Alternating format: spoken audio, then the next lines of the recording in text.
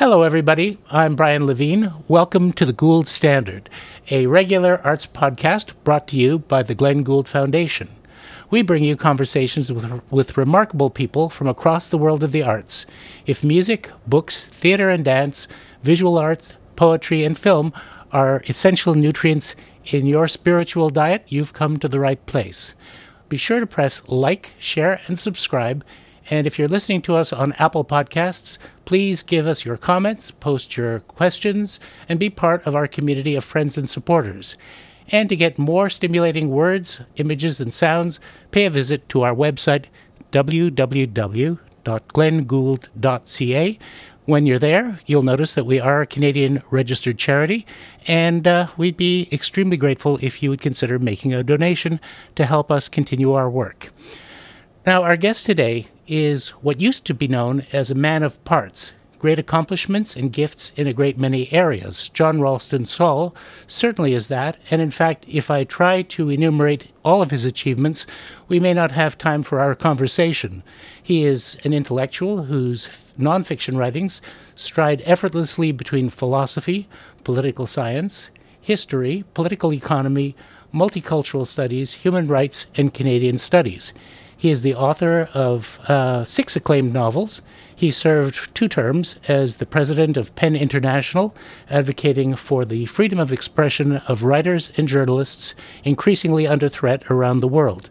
With his wife, the Right Honourable Adrienne Clarkson, he is the co-founder and chair of the Institute for Canadian Citizenship, which promotes the inclusion of new Canadian citizens in society, and co-founder of 6 Degrees, the Global Forum for Inclusion. 6 Degrees is a growing coalition of people around the world who are working to create new language, politics, and actions supporting immigration and refugees and their rapid inclusion in society through citizenship. He is the general editor of Penguin Random House's Extraordinary Canadians series of biographies.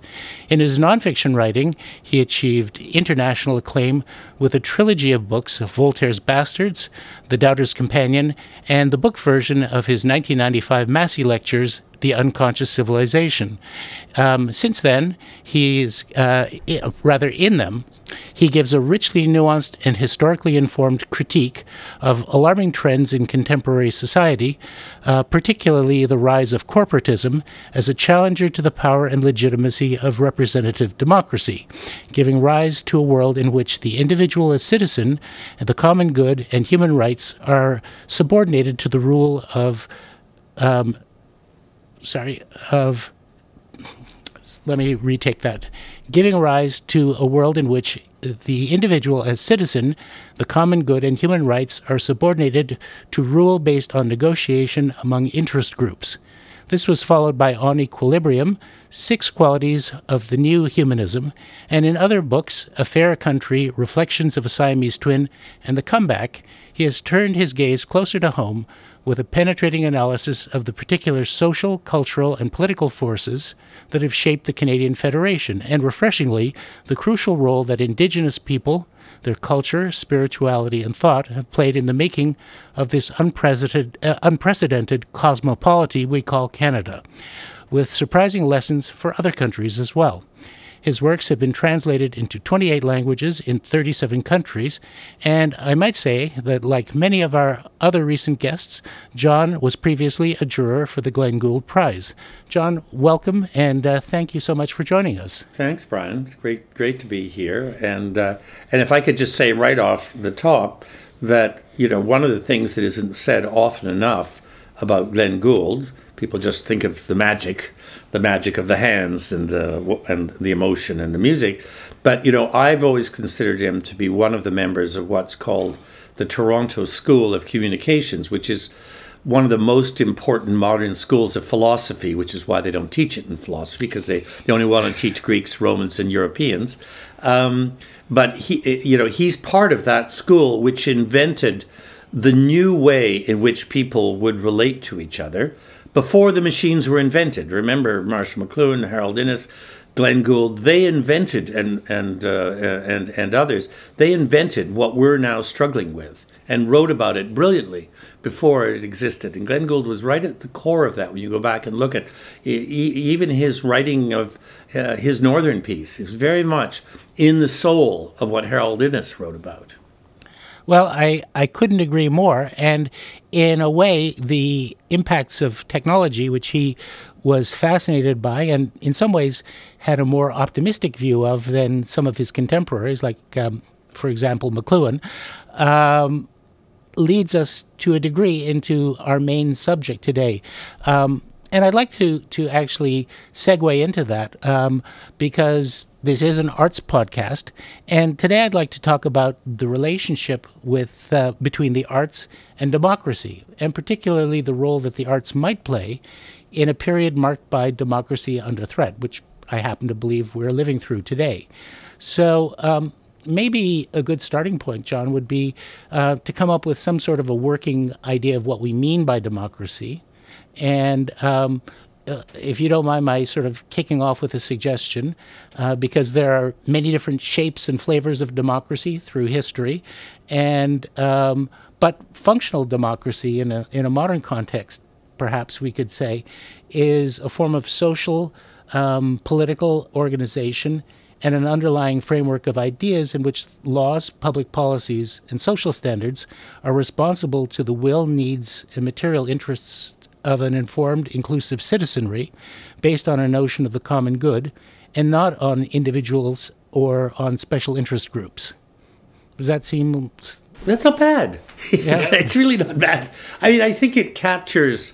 it's kind of... it is a Western view, but it's not prisoner of the Western view, which is really tough to do because the Western view of democracy is so... dominating that you think you're being free and open and you suddenly realize 4 sentences in that you're actually trapped. And so I think it is really, really important to say that not only in the past, but today there are different views. And just to take an example, the West has great difficulty existing without an enemy. Mm-hmm. I mean, I think other countries do far better at existing without an enemy. China at its best is quite happy not to have an enemy. Russia needs an enemy.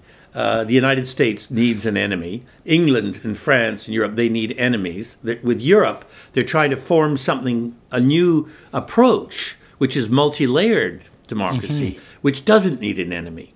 But they're being backed to the wall, in a sense, by the United States. And now China coming up behind that because of the dependence on trade, saying trade is the most important thing. Well, it isn't.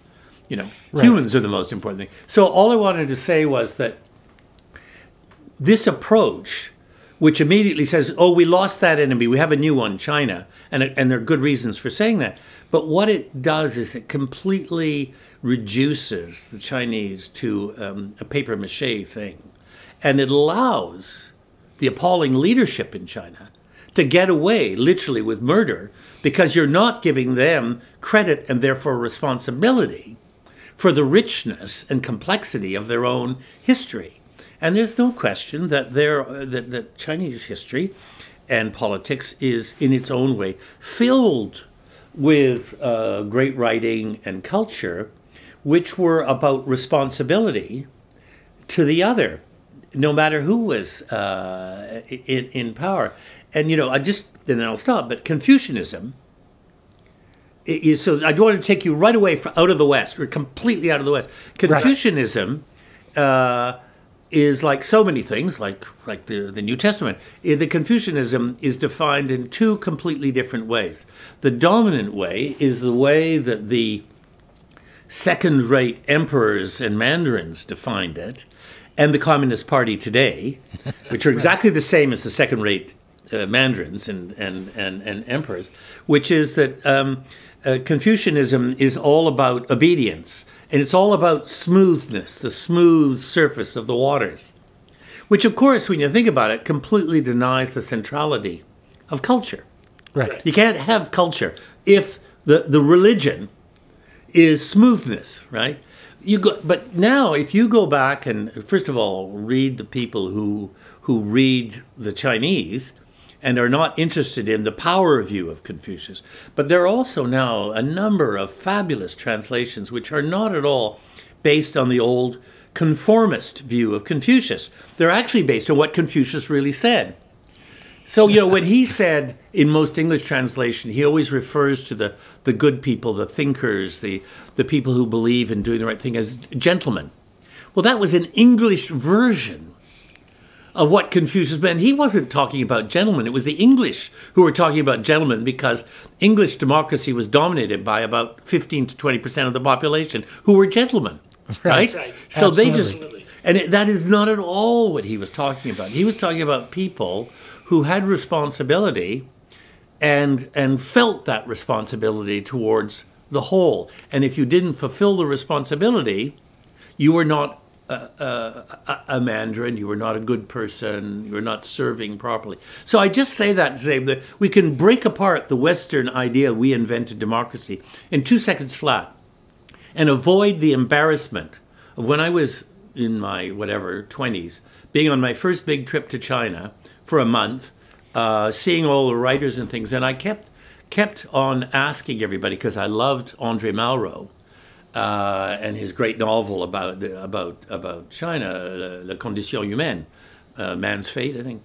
And I kept saying to people, these were old writers, like they were 80 and whatever, so the link back to when Malraux wrote about China is very close. There were a couple on the Long March. And I kept saying, well, what influence did Malraux have on China and the revolutionary idea in China? And eventually one of them, after some of them were traveling with us, and one of them said, none of us have ever heard of Malraux, so that's why we don't say anything.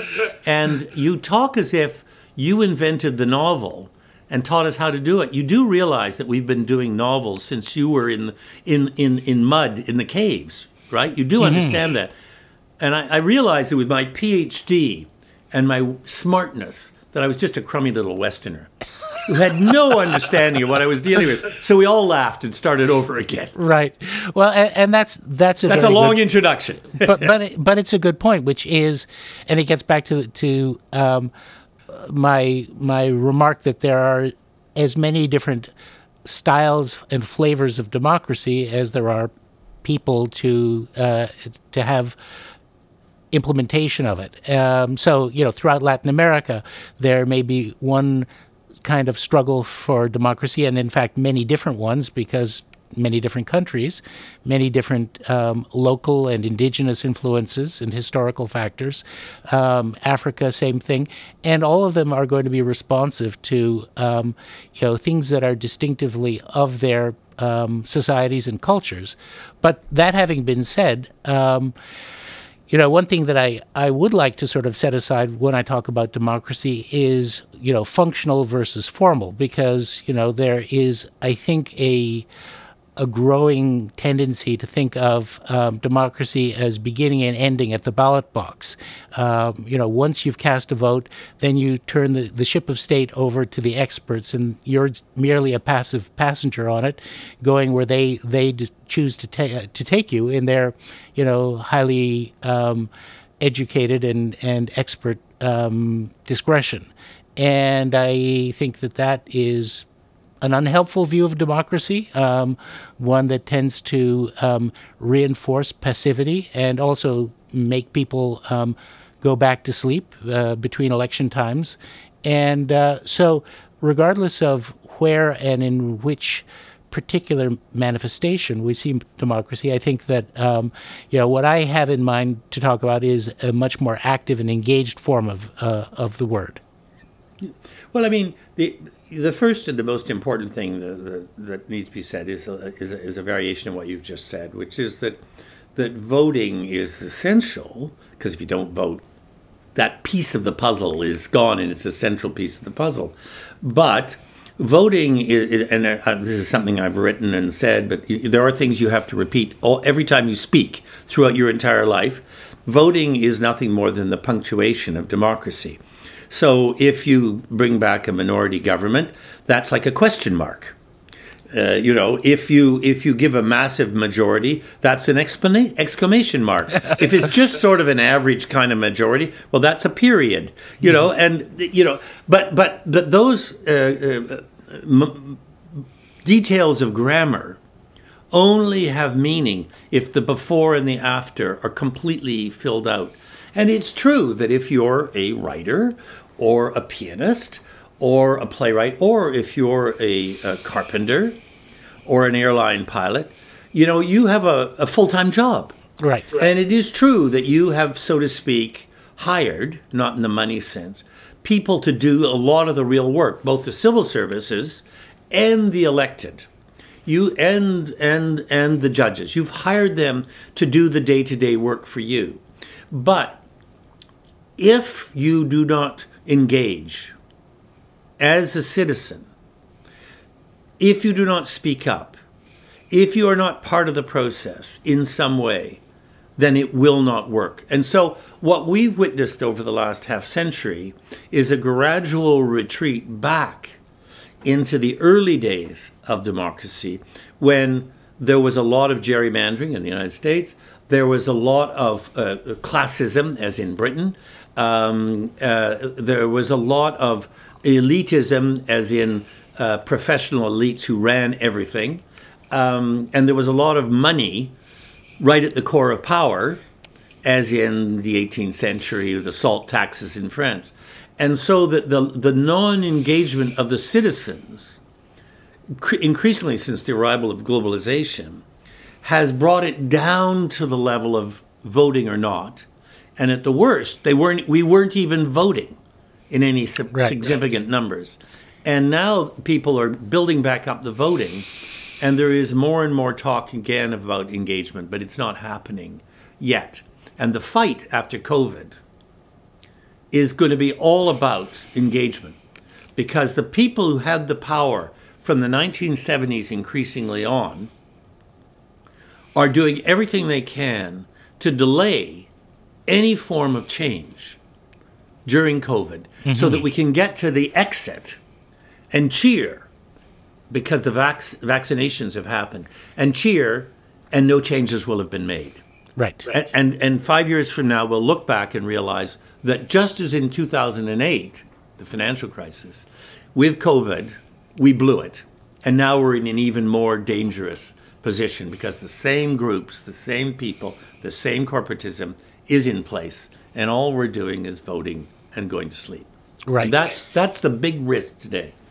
Well, the old saying, a crisis is a terrible thing to waste. It seems to me that the people who should use those opportunities to reinvigorate democracy typically waste them.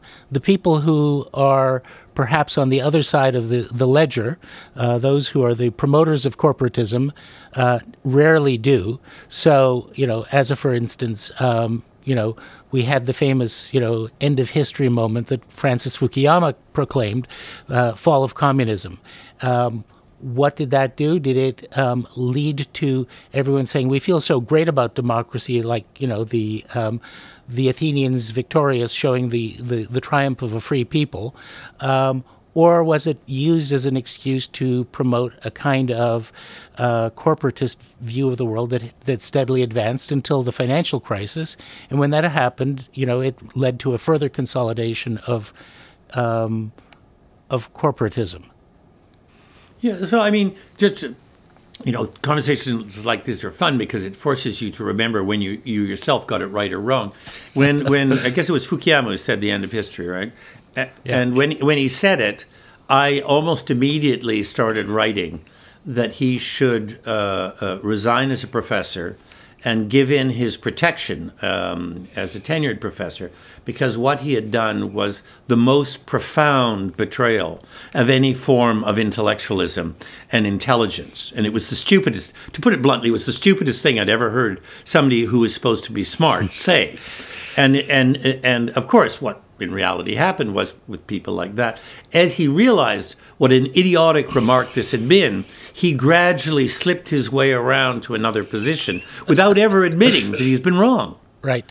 Just as dozens and dozens of the leading spokespersons for globalization have just, like overnight, they just turned over and became something else and never went back. No memory, you see. The role of memory is so important. Never went back to what they said to us.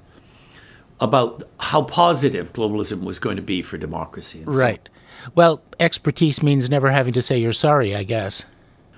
You know, there are different experts, a lot of experts. I mean, what's interesting about the COVID thing is that it's the first time we've had a serious conversation about science versus political science, which is not a science at all. Mm-hmm. You know, the social sciences are not sciences. That's been one of the big problems, is thinking that they're sciences, whereas the sciences have no certainty in them because they're all about questions. And you never fully answer the question. You go down from question to question to question in science, whatever the area, and you answer bits and pieces of it as you learn more. Whereas in the social sciences, there are constant attempts to assert answers, which is a very dangerous thing. And that's why I ended Voltaire's Bastards with a chapter celebrating doubt, which everybody thought was very odd at the time, that you would actually end whatever it was, 900-page in reality book, with a simple chapter about we must re-embrace doubt, because you can't have society, civilization, democracy, responsible individualism, engaged people, unless you live by doubt. And well said. And we are, I think, in a moment of history that calls for a good deal of doubt and re-examination. And actually, to bring us back to our main subject, the arts, I'd like to sort of veer into the what I think of as a foundational question, which is art and truth. And of course, truth itself is a huge subject in its own right.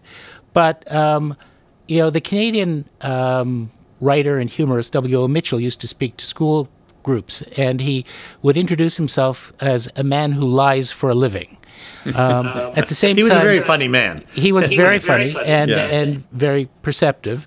At the same time, John Kennedy, in his last major speech, his eulogy for Robert Frost, said that art was a form of truth.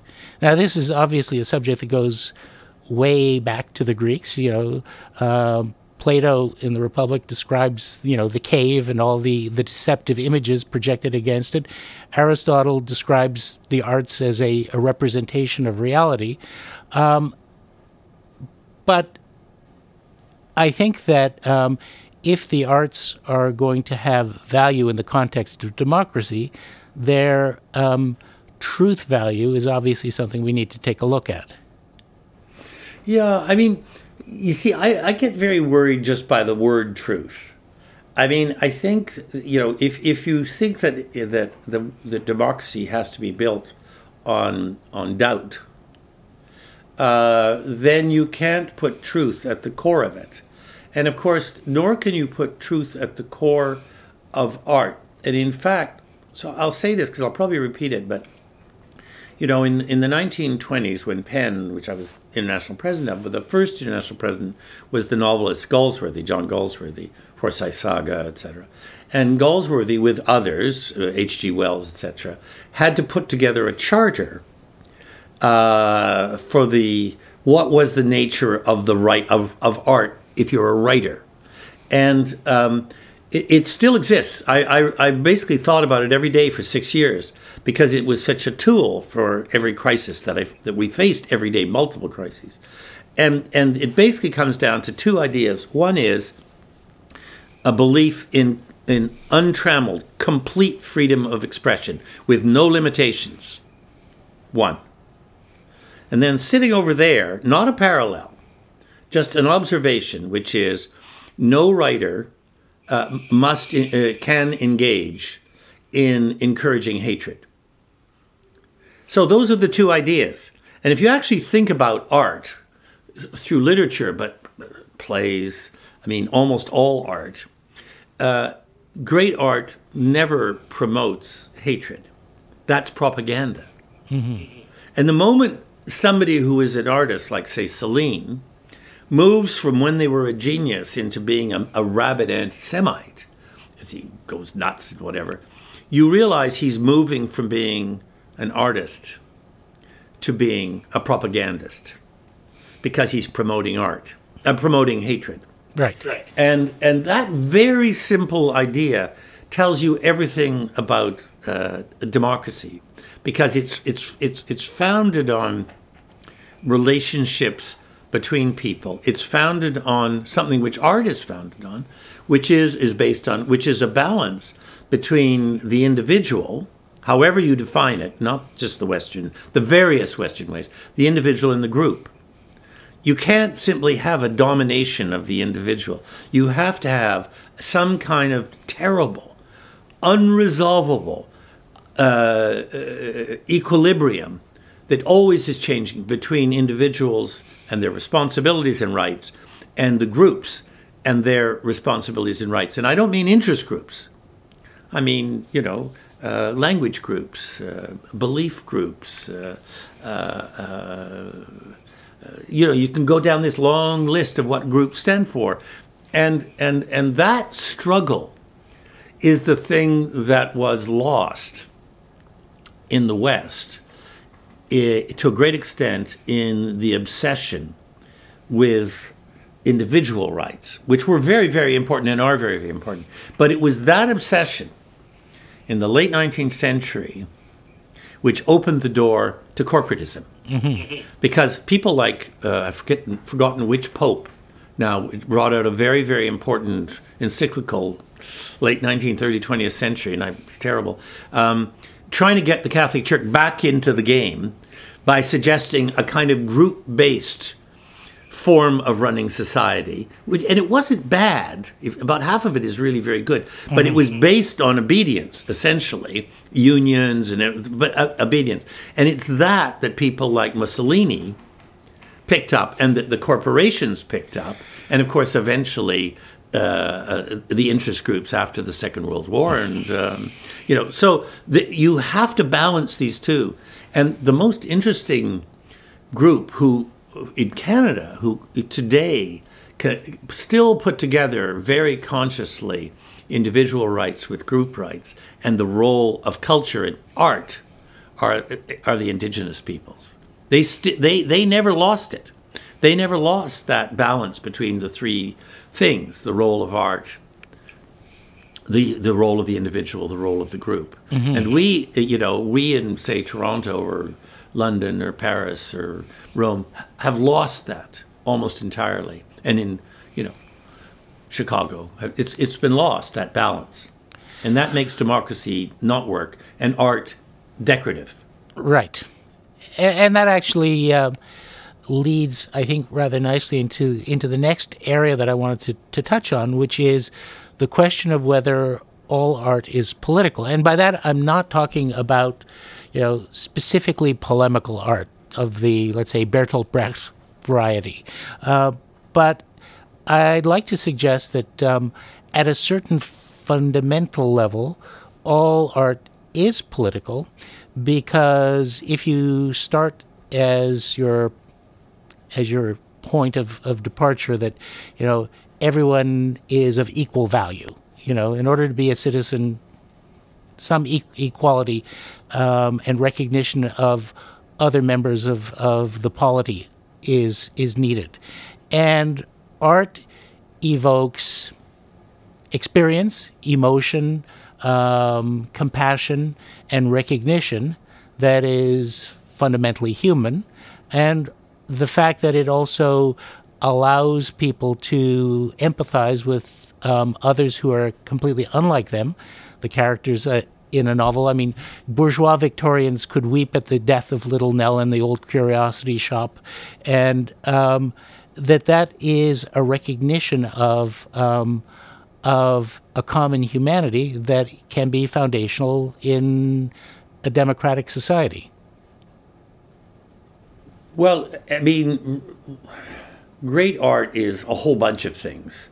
It can't help but be political, even if it doesn't realize it is. And most of the time, the politics has to be buried deep within it, because if it's political on the surface, it runs into the Brecht problem, which is a limiting problem, right?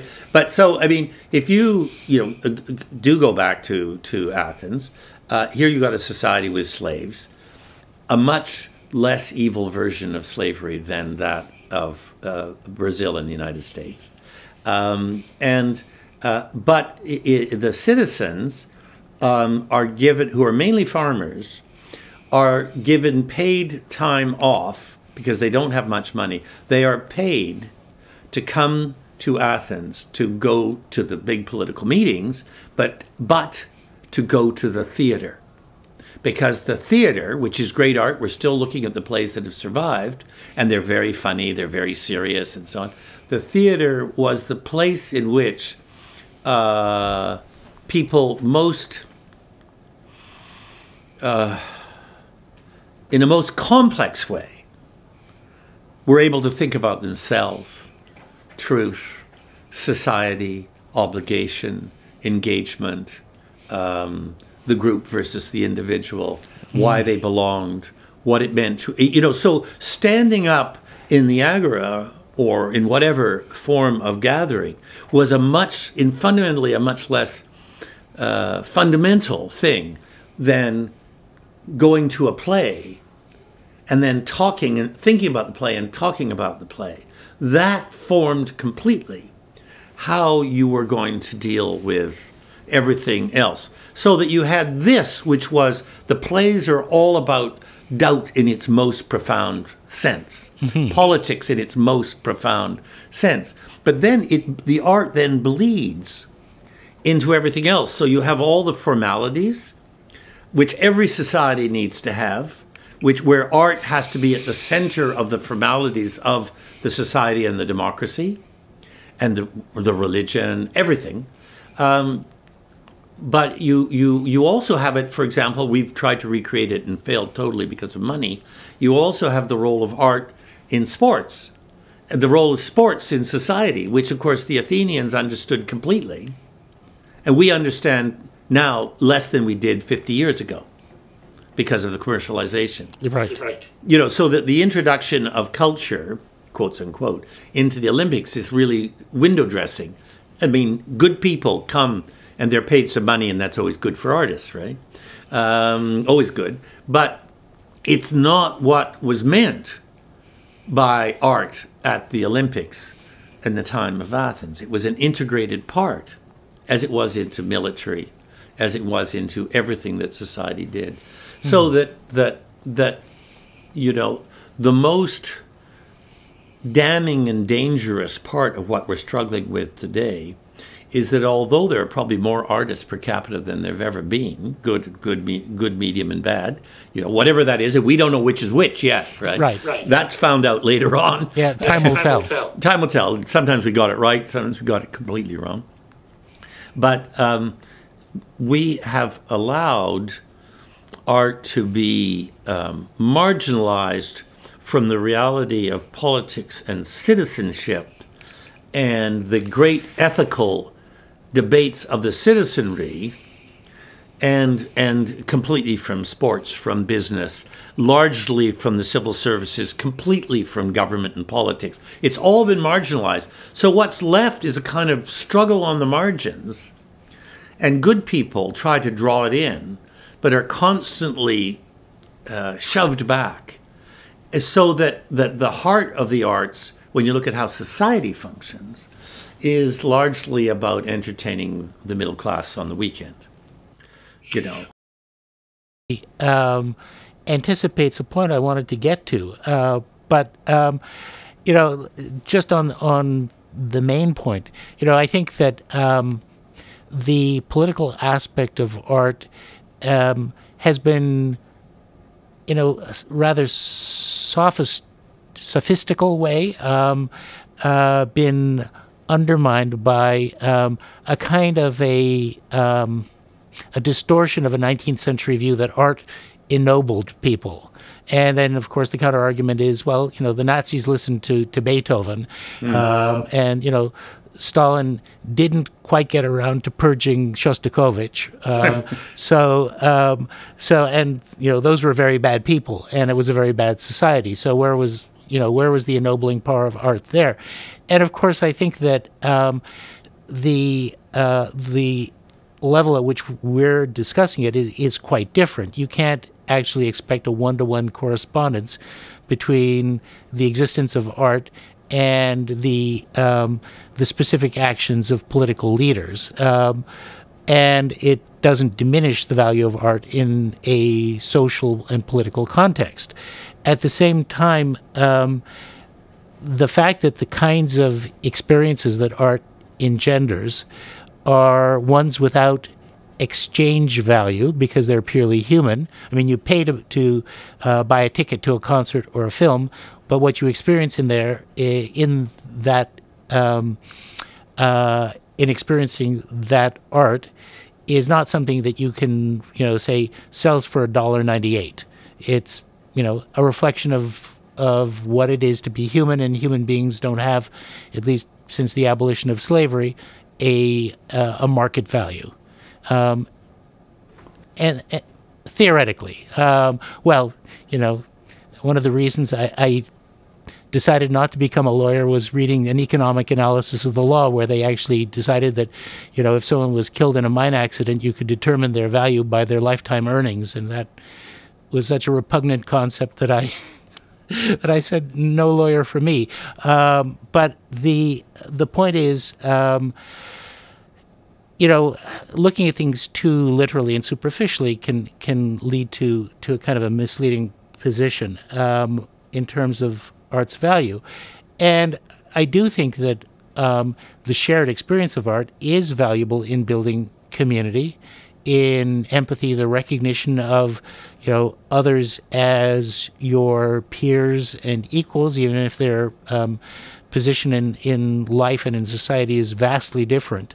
And that, I think, does tend, particularly in the context of a corporatist world, which measures everything by exchange value, can be quite subversive. And so I guess one response to that, there's the response of, the Hitlers and the Stalins and the McCarthys, which is to purge, or for that matter, Nelson Rockefeller to force Diego Rivera to paint over his mural, is to reduce art to the level of light entertainment so that no one takes it very seriously, and no one thinks it's very important, as you were describing.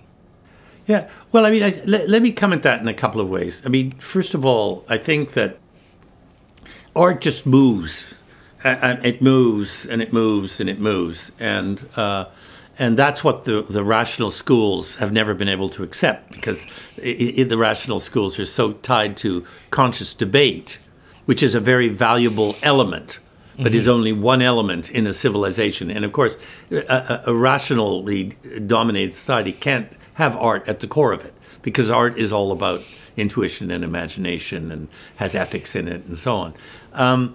But it moves in circles and circles. So an example, last night we watched, because that's what we do today, a revolutionary version of Handel's Messiah.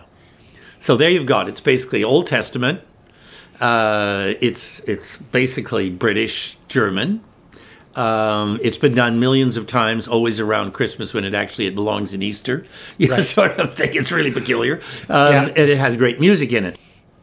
And then Joel Ivany of Against the Grain Opera Company, which is this revolutionary opera company in Toronto, did a version of it, which is on between now, and I don't know when this is going out, but for several weeks over the new year, and in which it takes place on the Arctic ice.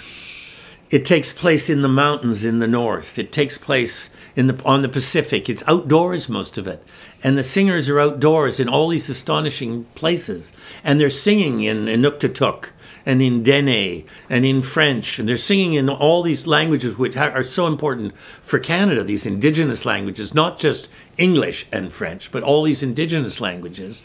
And suddenly you look at this whole thing and you realize that Joel and all the other people, I just know Joel's name for the moment, but all these other people and the singers and everything, and the cameramen and women have invented a new way of seeking truth through art using a very old piece of theater from Dublin, and turned it into something completely different, which is not nationalistic, which is all about this balance between the individual and the group, and living with complexity, and living with doubt.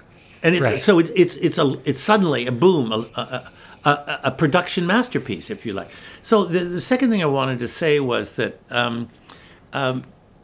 I think that for Canadians in particular, but I could say for New Zealanders and Australians, and I think there are many other places in the world, but I just take those three countries which have a lot in common vis-a-vis Indigenous peoples, and what we've all tried to do since we arrived, good and bad. The bad, very important, but there's also a lot of good, and the role of Indigenous people in it. And there's no question that what the immigrants never managed to do in Canada, even though we tried very hard, was to destroy. People would say to destroy Indigenous peoples, right, and their civilizations. But the core of what we did, because we never did the wars really, except for one. The core of what we tried to do was to destroy the art and the culture. Remember that those old colonial governments, and right up to today, instinctively understood that if they could destroy the languages and the art and the spiritual which was tied to the art and the land, they could destroy the people. So it's not as if the West has never understood the importance of language, culture, art at the core of democracy and the existence of civilizations. We've always understood it, but we've used it in a very negative way because we're in a dominant position. And we failed, thank God. We failed, even though we came pretty close. Around 1900, we'd really driven the population down, and we banned all sorts of things. And I look at, so many of my, the people I know and people I don't know in the Indigenous community who are artists and who are creators, but also other people. And they live within this civilizations, or these civilizations in which spirituality is at the core, but it's not spirituality as in political religion or religion isolated. It's spirituality built into culture, built into art, built into politics. Right. So this is incredibly valuable. If I look at it from the point of view of a white guy like me, I say, my God, in this country, Canada, we actually have an important percentage of the population who are the original and who, in spite of us, are rebuilding this very important other way of thinking about art and truth, art and democracy, art and civilization, right, and art and spirituality. And so when you go into almost every public meeting in Canada today, there's a land acknowledgement. Now, you can just read it out. That's fine. After all, people who go to church or people who go to the House of Commons, they always start by reading out the same thing. That's what an organized society does. So there's nothing unusual about that. But more and more people are using that moment to say something interesting about the link between place, art, society, and how we live with each other. The dish with one spoon. It's just this: how do we live in an egalitarian way together? It's an amazing concept. And I think about some of the most remarkable people. I knew Joe Gosnell, who just died, who was the great chief of the elected chief of the Nisga'a. Just as soon as I met him, I felt that I was meeting the prince, as described, properly translated by Confucius. The great prince. And I remember being on international trips with him, and after about 24 hours, all the kind of big businessmen on the trip and everybody realized that the only one who was, in the natural sense, a leader was Joe Gosnell. And they all the white guys and everybody else, and the women all gathered around Joe Gosnell because he had a grasp on this relationship between people and place and art and justice and inclusion. And it wasn't merely rational. It was actually built in. And I could give you many, many other examples. And you know, in the 19th century, I always think, you know, and my favorite, you know, is Big Bear on the prairies, who was, you know, massively badly treated, but is great, one of the greatest figures of this expanse. And he, you know, he was the sort of elected figure. But there was also, when he failed, a military leader who took over. But there were also the spiritual leaders who were tied to art, you know, closely tied to art in all its forms. So, I mean, today, one of the biggest opportunities that Canadian society has is to listen and learn from what Indigenous people are showing us. The generosity after all the evil that was done, the generosity they're showing in telling us about how you can do it another way. This is incredibly important. And art is at the core of those societies. And, of course, there's a wisdom to it, because although there is certainly, there is still monumental levels of inequality and injustice, totally, racism, and I mean, we still have huge problems to overcome, and more than enough reason for an eternity of resentment and wanting nothing to do with the settlers. There is the question: how are we going to live together? Because we don't really have much of a choice, so we have to find a way. Well, I don't know if you know, but that was what Lemaire, who was then the Chief Justice of the Supreme Court of Canada, said at the end of the Delgamut decision in the 90s, which is one of the most important decisions.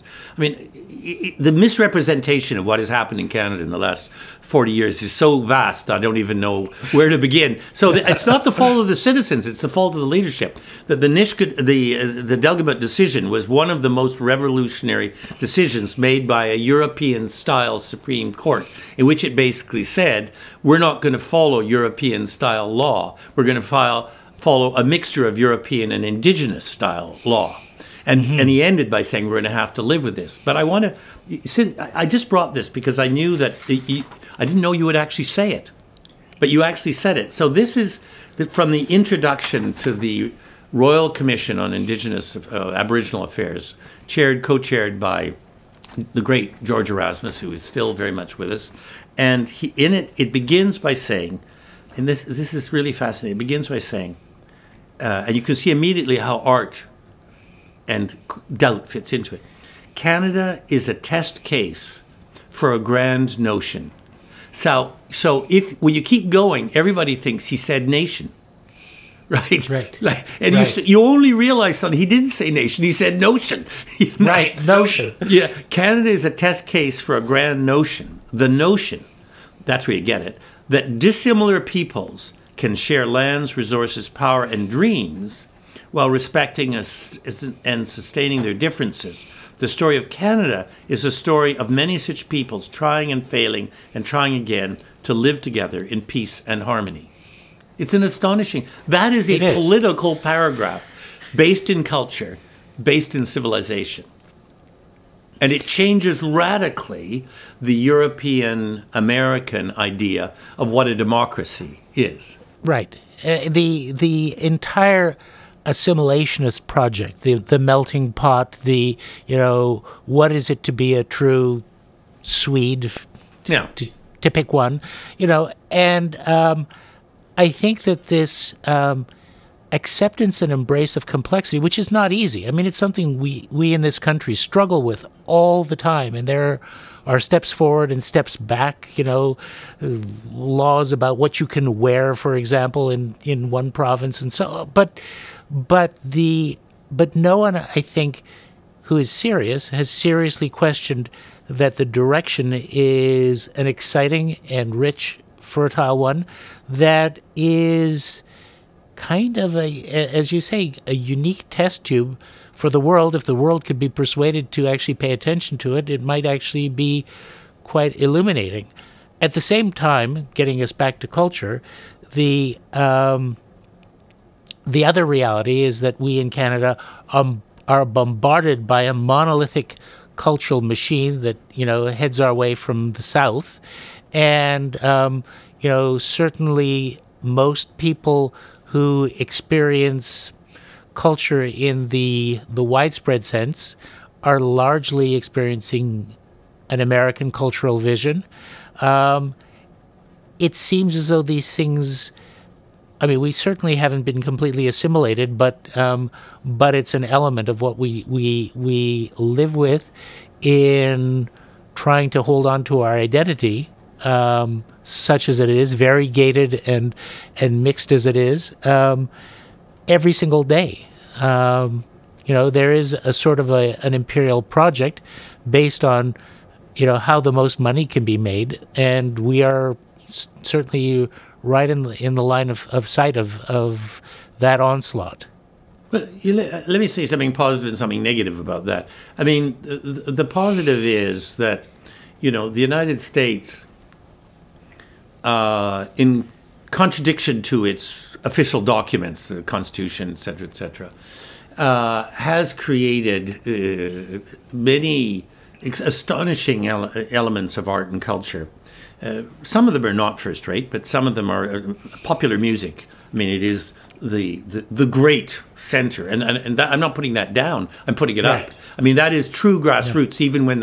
Even when commerce grabs hold of it, it is truly an expression of something real. Probably because no other modern democracy was built on the industrialization of slavery, which continued until the mid-60s. Mm-hmm. Let's never forget that it goes from the birth of the colonies to the 1960s. This idea of industrialized slavery, it's not the same. It existed everywhere, slavery. But that, with Brazil, is unparalleled. It's not what the slavery was in the medieval empires or even in Greece or Rome. It's a different kind of slavery, because all those slaveries had elements in which you could graduate out of the slavery. Right.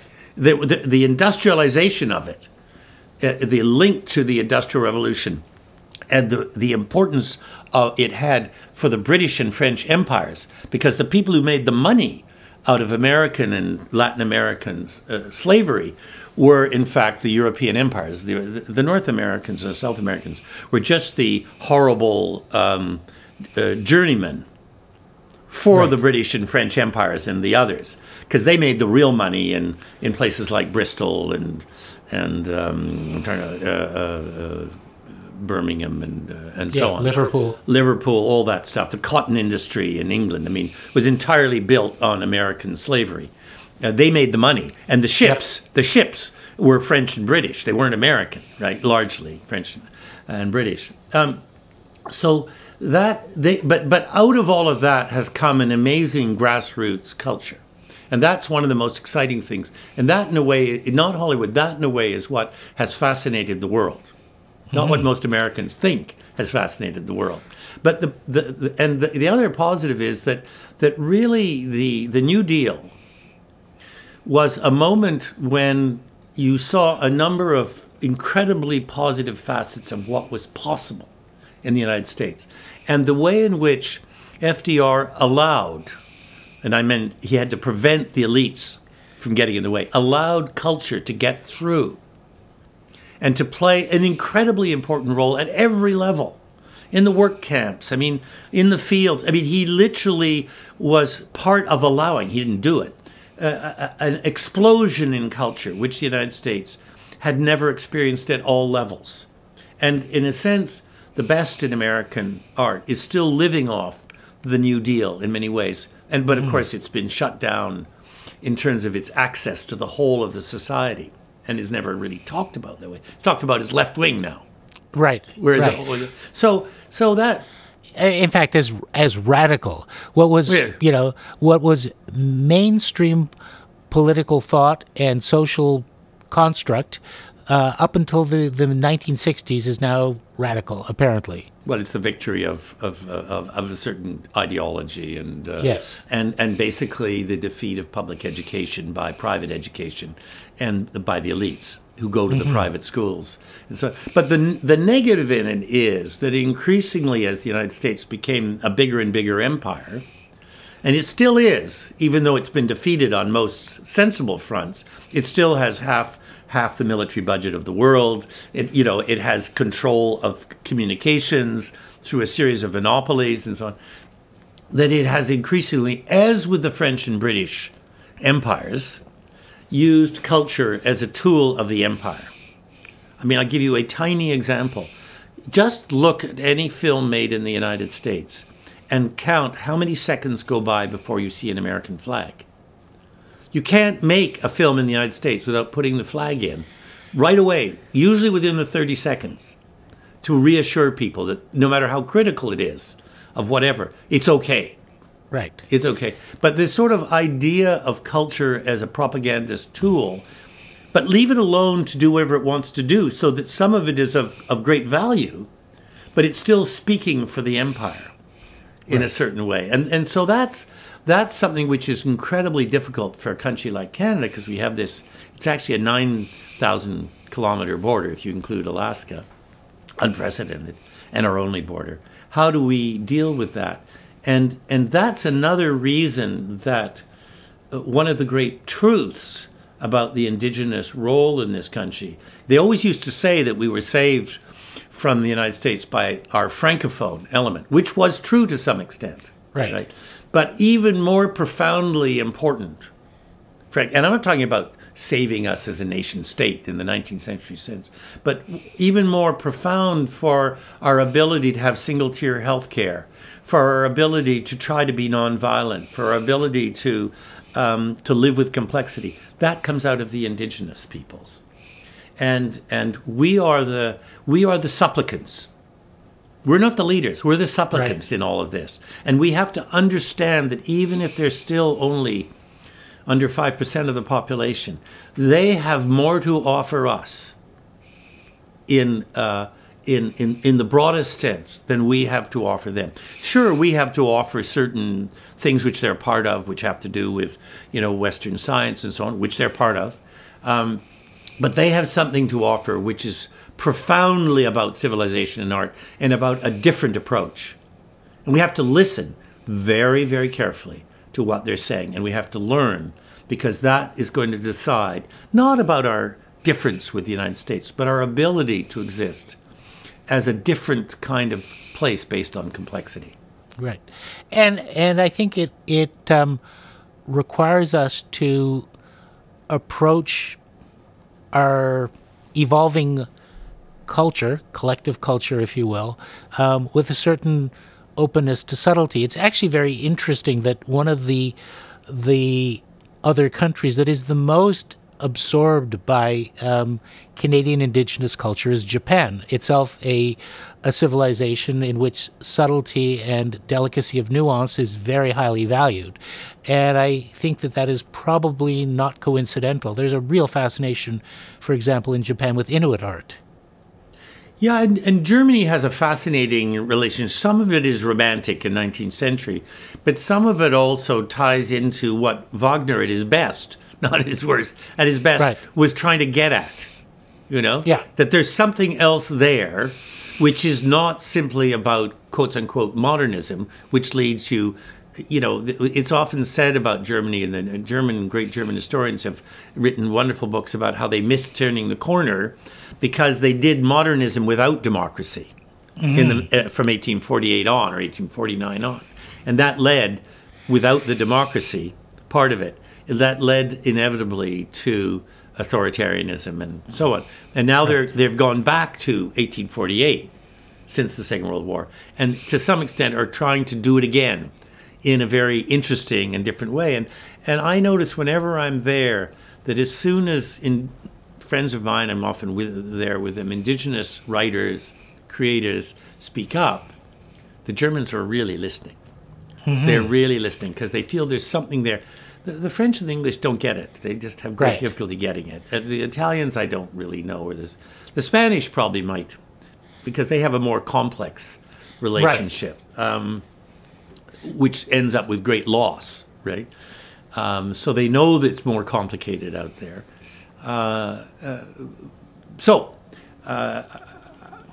You had your next question. Well, I was actually going to make two related points. One is on your observation about the interest and responsiveness of German culture to Indigenous culture. That, as it happens, the next laureate of our Glenn Gould Prize is Alanis Obomsawin. Yes, I'm sure wonderful, you're familiar with. wonderful. And when we told her about it, she made us aware that next year there's going to be a major exhibition in Berlin of her prints. So they're very, very interested.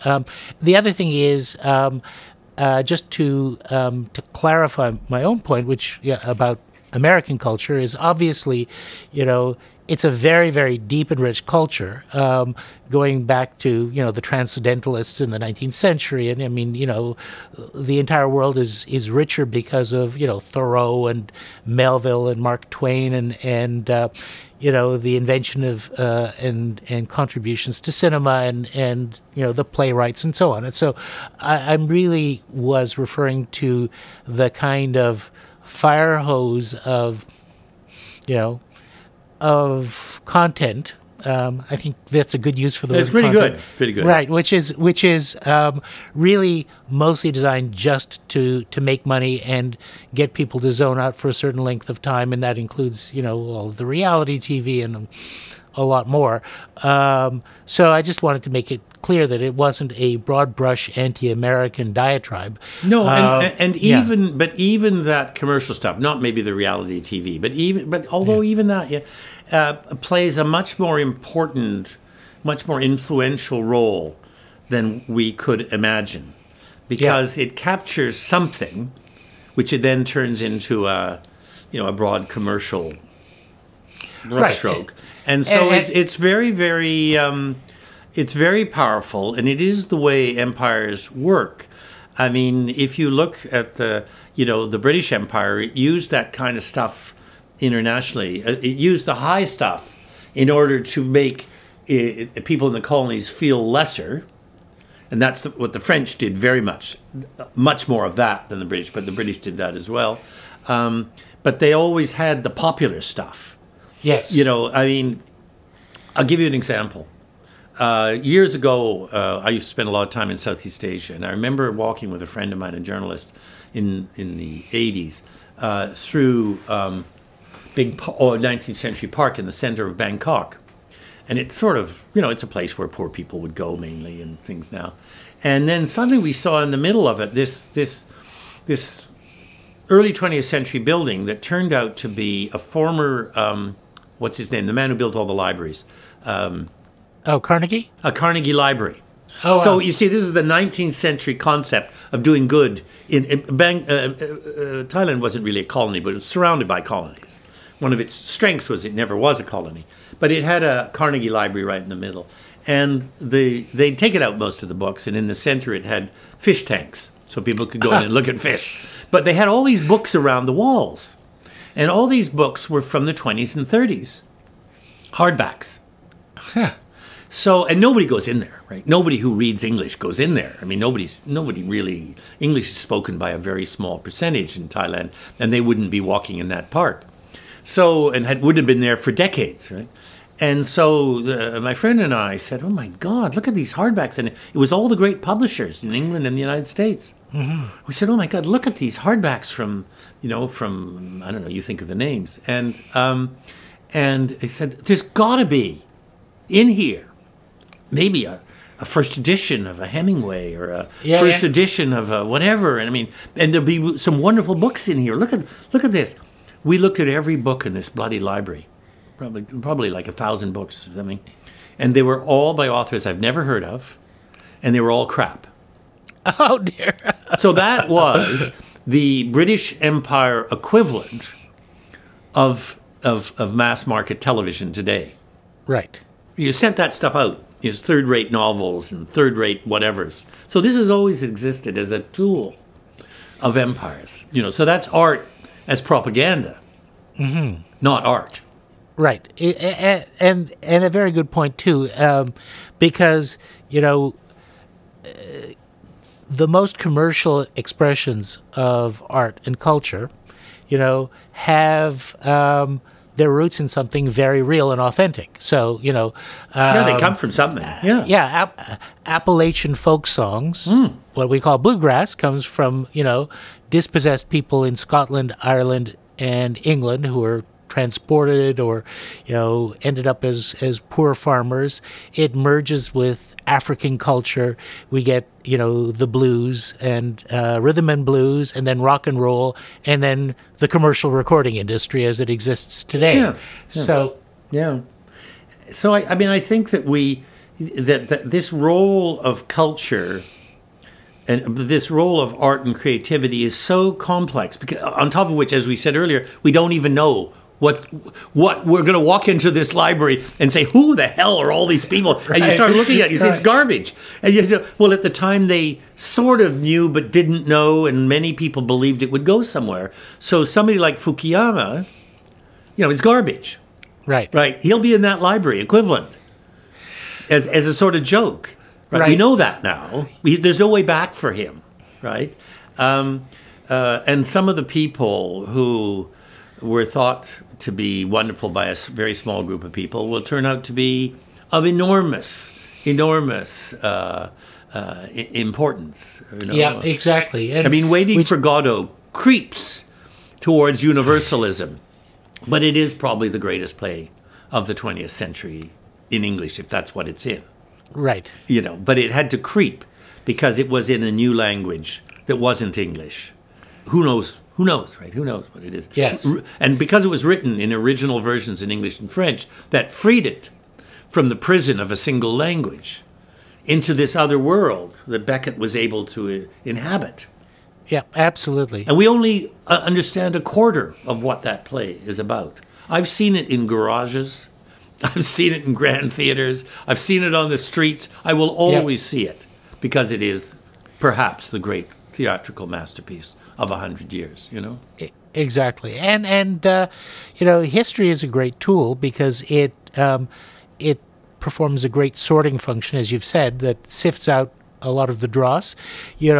We never know whether it misses, great pearls along the way that simply never come to light, but it does have a way of making what's truly valuable come to the surface, and then we're all the richer for it. I wanted to move on because you've touched a couple of times on art versus propaganda, and certainly the modern concept of propaganda has its origins in the 20th century. Some people say that it grew out of the effort to persuade Americans to get into the First World War, and the work of people like Edward Bernays, and but obviously was refined by many different regimes and implemented in different ways. And one thing's for sure, art propaganda is often, if not always, accompanied by images, some music, different kinds of messages designed to drive its message home. And I think it's easy enough to say none of that is art because it's created for a different purpose. But if we want to get to the root of and bring ourselves back to art that in some ways aligns with, supports, encourages, or reflects the democratic spirit, surely propaganda ain't it. No, propaganda is not it. I mean, everybody talked about, Trump as the arrival of populism.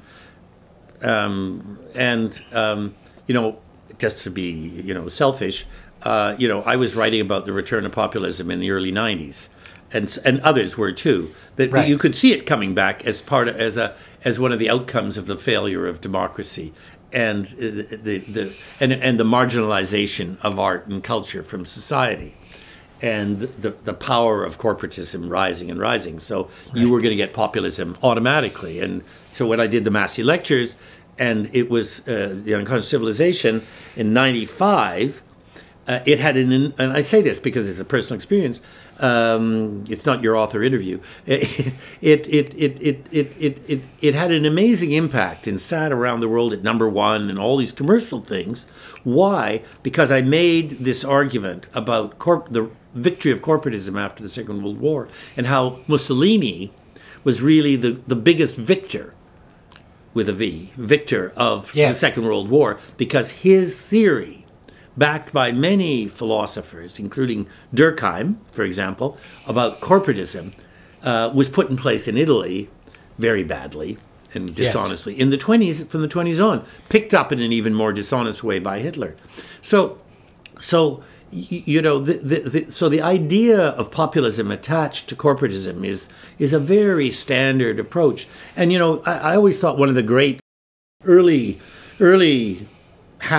quarter democracy examples of it was a guy called Palmerston, Lord Palmerston, who was one of the landowners in Ireland who led to all the Irish Catholics and Protestants actually starving to death and ending up in Canada and the United States. So he goes on, he's foreign minister, a great man who pushes for war, uses cheap culture.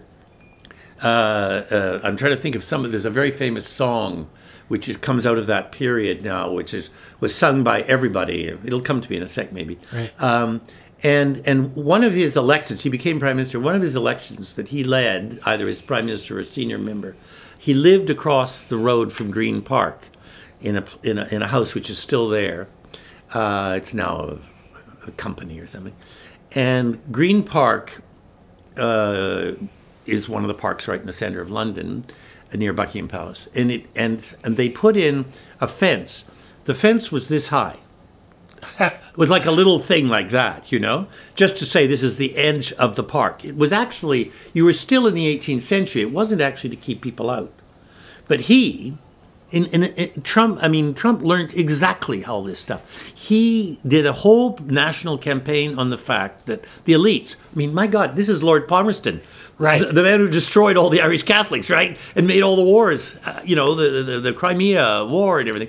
He said that fence was an attempt by the aristocracy to destroy the rights of the people and to keep them out of the parks.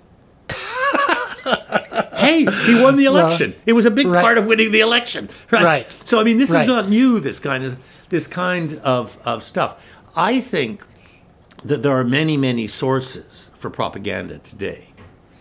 But for me, the single most important source, because it comes in all sorts of different languages at the same time, and the elites, it's porous in terms of how the elites use it, because they're always, particularly in the 19th, 30th, 20th century, a lot of the elites spoke 2, 3, 4 languages. Yes, you know, absolutely. So stuff spread with it, and the elites traveled. No one else traveled.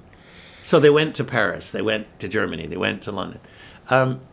Is really The Triumph of the Will, Leni Riefenstahl's film. Yes. Created after now help me here, the massacre by the SS of the brown shirts in 1933, just after Hitler comes to power. And it was the Nuremberg meeting. Rallies. Which they did every year. But they were in big trouble, the Nazis, because they massacred all these young people, the brown shirts, who had been big supporters, and the SS and whatever had taken over. So they got this well-known film figure, a beautiful woman, to come in and make this film, The Triumph of the Will. And most people have seen little clips of it. And most people don't even know what it's from. Right. Whenever you see a sort of astonishing scene of Hitler, it's always from Triumph of the Will, pretty well. And I don't know Brian, whether you've seen the whole thing or not. I'm not trying to embarrass you. No, I've seen about a half hour of it. Okay, so they've cleaned it up. There's a full version of it.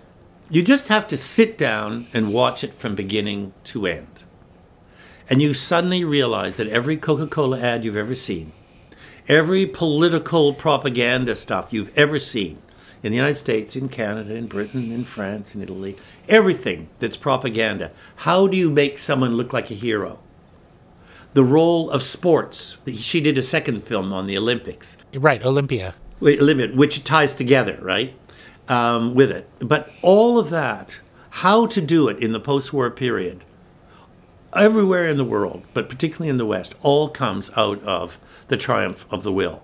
And people, it should be taught in every school, at least every public school, so that people see the roots of the evil of propaganda and how it goes not simply into politics, right, and into the misuse of art, but it goes into everything about our societies, everything. Right. From the first second on, with Hitler in the skies, coming down through the skies. I mean, I don't know what percentage of movies have used that as a heroic methodology, or the lighting of the Nazi leaders. That lighting system is used by everybody for every second-rate and third-rate politician. And it is designed to suppress any kind of a critical judgment, because you're so swept away with the grandeur of it, and also the use of this kind of archetypal vision. There's really no way for argument or doubt to creep in. It simply is the beginning and end of the statement, completely self-contained, and it really is, in a certain sense, a kind of emotional assault, that renders any critical faculty neutered. But you see, it's even goes. Its life is so important. So, Trump, this incredible pancake makeup, this remarkable hair, this silly sort of person who is not a hero in any sense that he did everything he could not to go to war, right? Like the second George Bush. Everything he could, who treated professional wrestling, which is popular art, right? It's made up. It's popular art. It's grassroots art. Yes. But he treated it as a form of reality in order to make money, and then tried to govern a country on the basis of that idea of reality. So you now go back to Triumph of the Will, and you pull yourself out of what you've been sucked into, and you look at it as coldly as you can. And you suddenly see that Hitler is this silly little man. His shirt collars don't fit. Right. He's a jowly, middle-aged guy who's nothing at all. And some of the followers, they're so preposterous as physical figures. They're not heroes at all. But her strength as a propagandist is so great that you think that these silly-looking and sounding people are of great meaning. It's a remarkable example of what propaganda can do to you, and it takes you straight into the cigarette industry, right. Into you name it. It takes you right into the worst of politics, into why should I learn French when God wrote the Bible in English? It's all that stuff. It's exactly there. It's there. Well, and you raise a really good point, because for those of us who let's say are not swept away by the persona of Trump, he's so patently obvious. To his followers, he seems to articulate something that they are yearning for and believe in, which really has to be based on some concept that this man is for us. He is disinterested. He's not only for himself. To those of us who are not taken in by that, he's transparently for himself. He is completely driven by his own ego, his own aggrandizement, and so on. Same thing with Hitler and Triumph of the Will, and many other propaganda statements since then, the anti-communist Red Scare films and all the rest of it. You could almost describe it as a propaganda-induced psychotic break with reality. How can you not see it? It's so obviously real, and yet people don't see it. So I guess to bring us back to the difference between art and propaganda, one of the things is, I doubt that there is any major work of art that ever induced psychosis of that kind. that kind of, even if it's some work of fantasy, and self-described work of fantasy, it tends to bring us back to some kind of grounding in reality, whether it's an emotional reality, human reality, a sense of, outraged justice over the depiction of an injustice, and the complete divorcing of reality that you think of as propaganda is one of its distinguishing marks. Yeah, I mean, through circumstances, I was at, I guess, the 60th anniversary of the liberation of Auschwitz, mm-hmm. which was an astonishing moment. It's like the most astonishing story. Anyway, one tiny element of it, Berlusconi, a perfect example of a populist, a billionaire, wearing thick makeup, hair, whatever. I mean, very similar to the others, right? Arrived a good 45 minutes late. It was at night.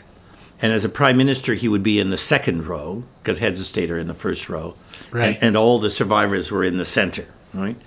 And he arrived, and I've never forgotten this because I saw this, right? He arrived with all his makeup and his perfect, beautiful hair, wearing a beautiful, beautiful, I don't know,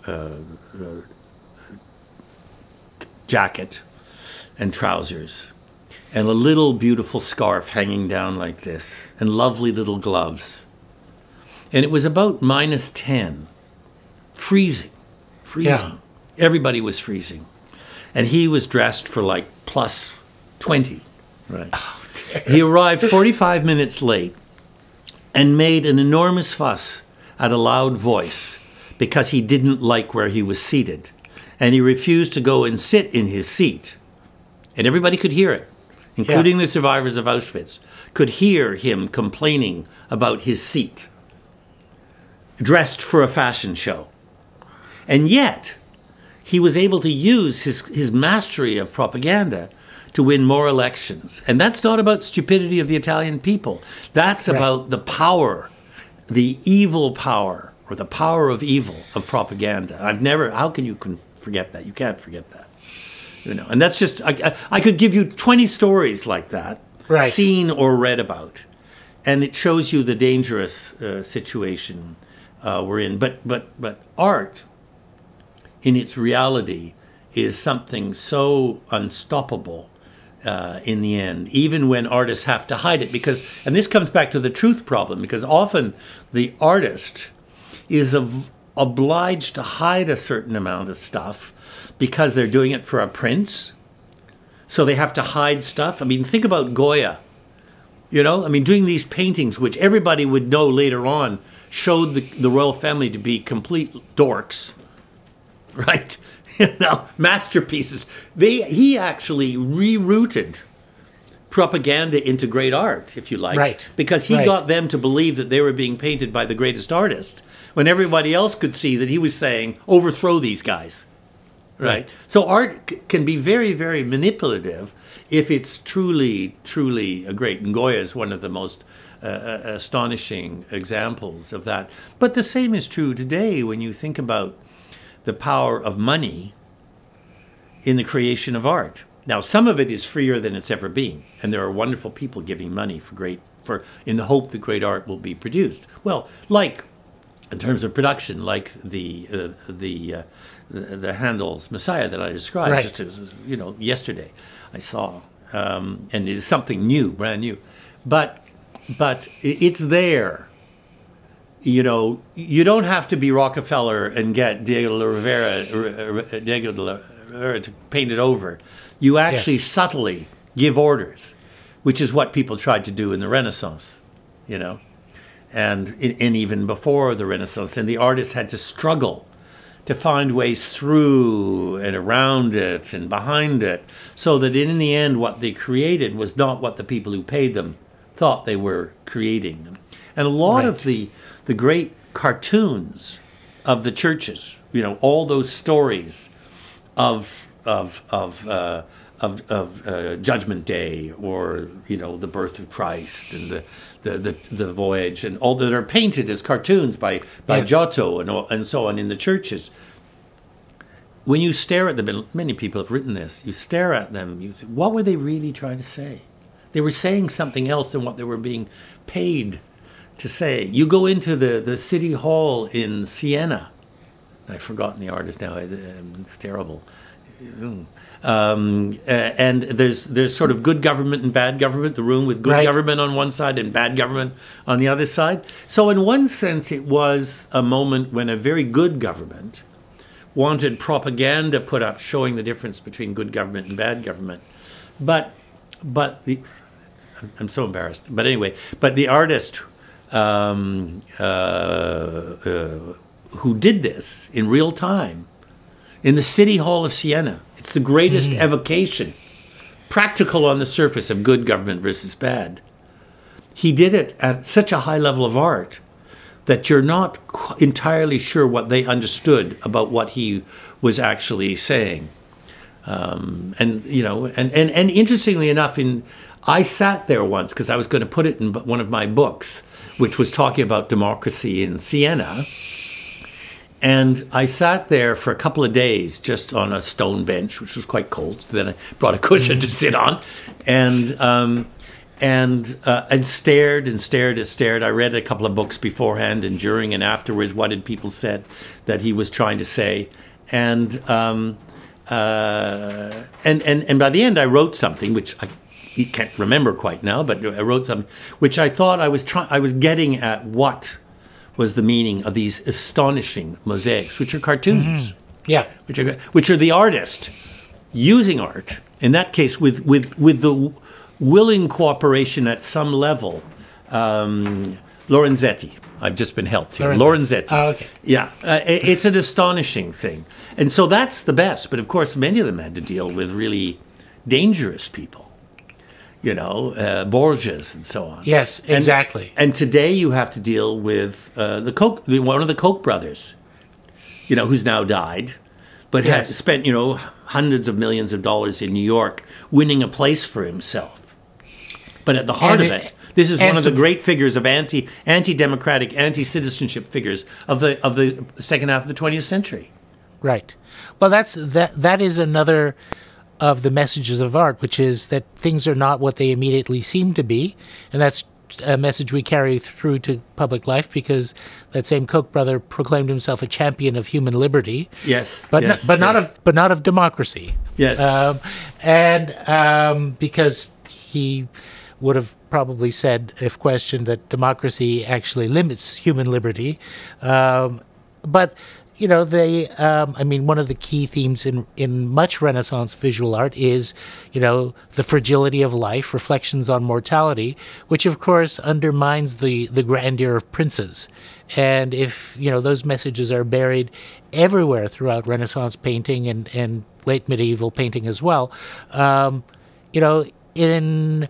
a more immediate or more contemporary context, certainly one of the most moving examples of the artist who cannot openly express himself but still manages to would be, for me, Dmitri Shostakovich, living under the the Stalinist terror and surviving, while so many around him disappeared forever, his friends, his colleagues, members of his family, and still was able to express the rage and the grief and the profound sense of tragedy in his music, while always flirting with the possibility that he could be next. The fascinating thing is, of course, now the tendency is to roll Hitler and Stalin together, and Right. the Nazis and the Russian Communist Party together as if they were one and the same. They were one and the same in a number of ways, certainly in terms of the murder of people. Although it probably, in terms of murdering people who were considered to be Russians as opposed to minorities, so the Nazis were big specialists in murdering anybody who wasn't an Aryan. That's what they really specialized in, and what an Aryan was supposed to be, of which, the Jewish people were at the leaders as victims of this. And of course, they were at the heart of art and culture in Berlin, and therefore in the very eyesight of the Nazis, who were a party profoundly at the low levels of art and culture. There was a great, now I'm going to do another forgetting of names, maybe I'll be saved again. The president of the Berlin Academy of Artists, or whatever it was called, was Jewish. Very famous artist, and he had also, I think the year or something before, been declared, before the Nazis came to power, like in 30 or something, been declared an honorary citizen of Berlin, a great man. And he lived out almost next door to where the conference was held to decide on the final... Wannsee. Wannsee. He had a house 2 doors down from Wannsee. It's still there. Yeah. No, it's not Heinrich Mann. It's not. They had a big house. They were quite a successful family attached to the the gates in Berlin. And the day the Nazis took power and they marched under the Brandenburg gates with torches. You've all seen photographs of that. He stood on his balcony next door, about 3 or 4 floors up, and he stared down, and I can't say it in German, but he said, "I cannot eat enough to vomit enough." Astonishing man. Really a great figure. He died before they could kill him, and he was at the end of the list because he was so famous. When they came to get his wife, who was then in her 80s, they were very polite, this SS officer, and she said, "Excuse me for a moment, I'll just go and get my things." And she went in her room and committed suicide. The children had already escaped. Anyway, I've taken us way off track here, but... No, but it does raise an interesting point, because the most authoritarian, or to use an old word that we don't use often enough, tyrannical societies are also those that seem to have the thinnest skin where artistic expression is concerned. Again, back to Stalin during the Great Purges, if you were a formalist, what's a formalist? And how does that make you a threat to a regime?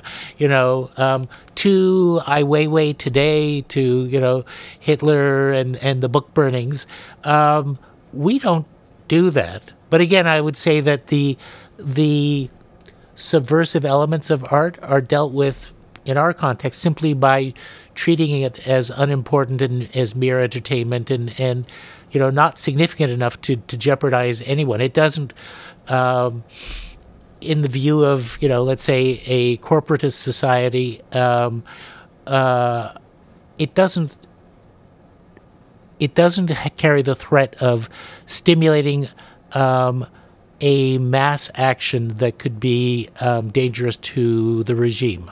Well, so that's why it's important, this differentiation, that the Nazi Party was a populist party and a corporatist party and a racist party. Right. If you look at it structurally, and coming in the middle of a collapse of democracy, if you like, or a collapsing democracy, and that kind of structure allowed it to do more evil than seemed possible under the most ridiculous arguments.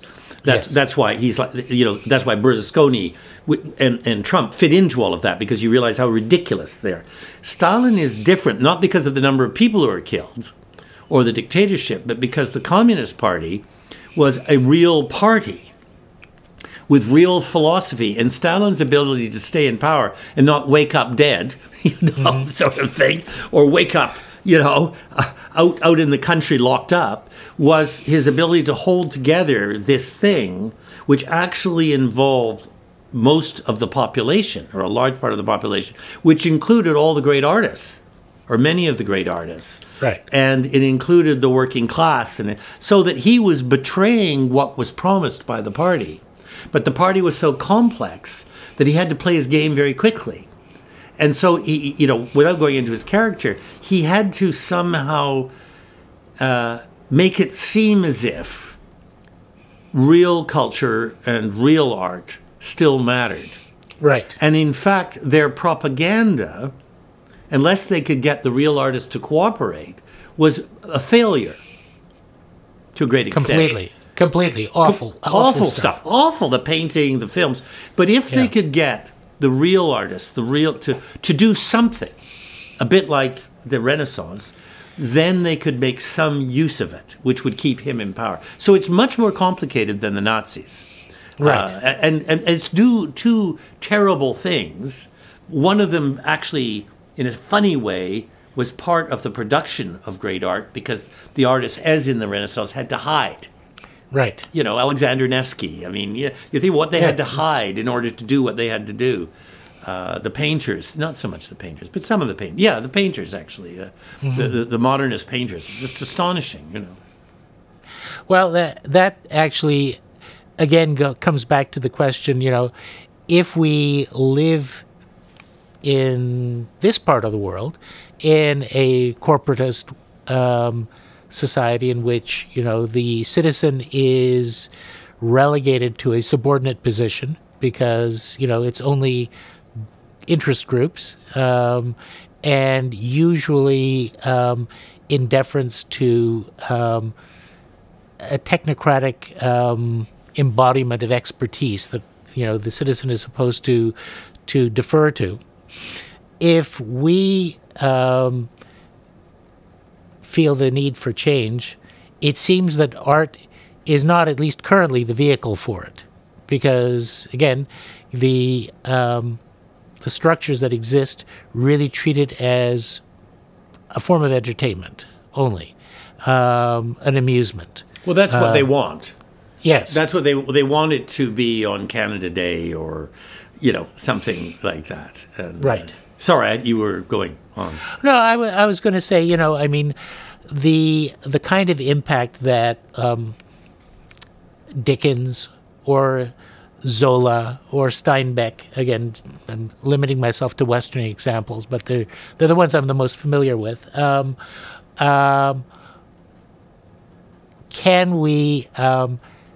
you imagine us getting to the point where in the culture that we inhabit right now, those kinds of artworks can produce the same kind of insatiable appetite for reform that moves us back towards an active, engaged citizenship and a receding of the corporatist model? Yes. Because certainly I see the politics to a great deal in the United States, with many grassroots movement rising up and, for the moment, being thwarted by corporatist establishment.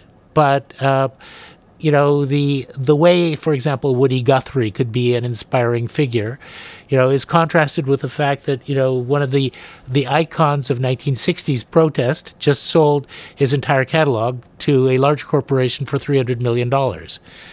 Yeah, that I wouldn't. I mean, but. Well, I'm being cute, but look, I think the answer is yes. But we have to think very carefully. I mean, the artists are going to go on doing what we can do. I'm going to go on writing troubling books as long as I can do it, and upsetting as many people as I can on purpose, while giving the sense that there is something that can be done, because you're giving language to people. And I always say that there are two or three roles of a writer. One of the roles is to actually produce the words, the nouns, the sentences, the paragraphs that people can steal and use as a way of doing things differently. And you look through history, and if we're lucky, we'll get a sentence which will survive and which will have played a role. Dickens was really something, because he changed an enormous amount. And something as, on the surface, icky as A Christmas Carol actually was an enormous revolutionary act seen from a upper middle class point of view. that it changed the way a whole class was able to talk about doing better. Now, it was not enough, but it was actually something, you know. And so I think that and it was a much more. You remember that sort of in between the first and the second, it's early second wave industrial revolution. And so it wasn't as neatly shut down. It was actually very disorderly. Our problem today is that corporatism is very structured and organized, and we've got more people university educated than ever before in history, and we've allowed the universities to be turned into structures where people are learning more, for example, about the management of art than they are about art. And the social scientists never talk about art. Virtually, I mean, some do, but virtually art is marginalized from the social scientists. So you're talking about political science and economics and sociology without talking about art. This is lunacy. This is complete lunacy. This was never intended. You go back and you look at Adam Smith or any of the great economists after him, Keynes, they were all involved in the arts. You look at all the great military leaders. They were all involved in the arts. There's a very famous French field marshal who, the night before battles, would always bring his officers together to do a play in his tent. I don't know what that means, but the point is that we've evacuated all of that, and made ourselves feel good by using it on the sides, because there's a lot of it. You remind me of the probably apocryphal statement attributed to Churchill that during the war, the Second World War, and even during the Blitz, there were regular concerts by a celebrated pianist, Dame Myra Hess, very well recognized for her Bach playing, at the British Museum, and they were open to the public. And there was a bit of an attempt in Parliament to say, during times like these, during this great conflict that we're going through, how can you be, spending resources on concerts like this?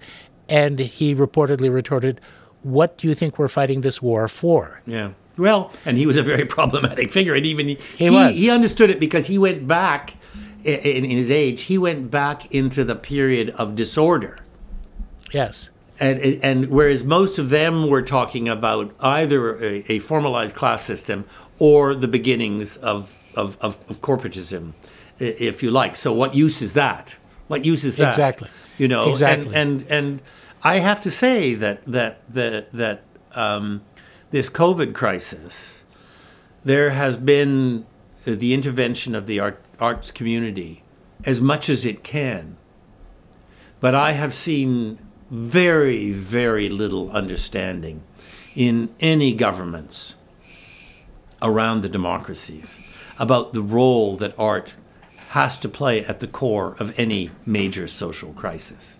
And that tells you where we are versus where, how societies, a lot of things have been improved, but how societies thought of themselves during the Second World War versus how societies think about themselves today. The fact that the arts were now increasingly, we're finding our way in.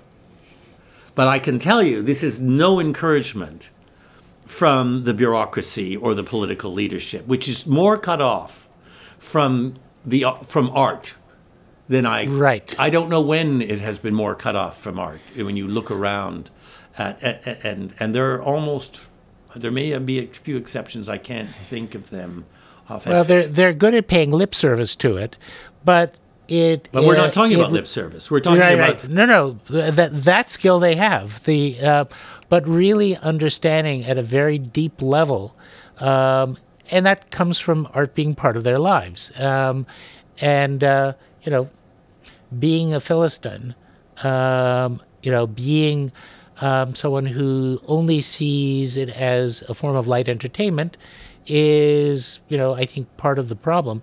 But again, going back to Dickens, and I'm glad you mentioned A Christmas Carol, because I think it did something pretty remarkable. That work particularly, because the central figure, Scrooge, is the embodiment of, the engine of social growth in Victorian England. The businessman, the man of commerce. He even spouts, Malthusian ideas, decreasing the surplus population. Oh, yeah. And so that work, that short work, in a sense, if it was read, and I think it was read in this way, got the ruling elites to actually see their own role in a negative light. They were the villains, and they had to transform. And, I don't know whether you could draw a direct line between that and various reform commissions that, took place subsequently that helped to ease the lot of the poor in England. But I think there's probably a connection. There was part of it. No, he gave language to it. And you could say, Margaret Atwood, with the work that she's done in the last couple of years, has given language and costume. Everybody forgets with the domination of the rag trade and the sort of, fashion as an irrelevant thing. Right. She's actually given costume, which is so important to the meaning, what it looks like, and yes. in an interesting way. So that attaches to the opposite, which was Leni Riefenstahl, who's using costume. They use costume in order to do evil, right? And so, I mean, look, the other day, as you know, my wife and I are very started this Institute for Canadian Citizenship, and we really work on how to get new citizens involved as citizens in society. And we're doing more and more now with people who are not yet citizens. That's where we started. Right. Both in terms of big international debates like 6 Degrees, but also the moment someone arrives in Canada, 86% of immigrants to Canada become citizens within 5 years. 86% within 5 years. In the United States, it's 40%. And in Europe, it'd be 8, 10, 12%. So this is a philosophical position which we have taken. Whatever evil we have done, whatever mistakes we have made, where we have ended up, which is filled with errors, filled with things not done, filled with taking advantage of migrant workers and so on. Nevertheless, that position is a very important position. And we believe that at the core of being a citizen is art, in the general sense, and culture. So we have programs like Canoe, which used to be called the Cultural Access Pass, which gives all new citizens access, free access for the first year of citizenship to virtually every cultural institution in the country. It's a great thing. It really is wonderful. So the other day, I'm talking to some people in a Zoom thing, and somebody says, well, these people, of course, they're so brave and so wonderful, and it's great that they're becoming citizens. And, of course, they have to work so hard in the beginning to get jobs and to learn the English and French and to get their kids educated and so on. And I said, wait a minute. You can't say that. You have absolutely no right to say that. It is not true that culture is what you get after you've got a job. After you've been educated. Culture is and imagination and creativity is at the core of what we are as a civilization. If not, we are not. And do not fall into this trap, this corporatist trap of saying, well, once you've become lower middle class, lucky people, you will get culture and we'll give it to you. I mean, that's garbage. Right. It's garbage. And so that's why everything we try to do puts culture at the core of what we do, and art at the core of what we do. So, if you think, well, how do you include this or include that? Well, a lot of it is done through Indigenous. I remember, having Kent Monkman put up a gigantic painting he's done of the Raft of the Medusa, the French painting, European culture. Jericho. Jericho. And Bill Reed's War Canoe with all the people in it, the sculpture, yes. And putting them in the same painting, crashing into each other.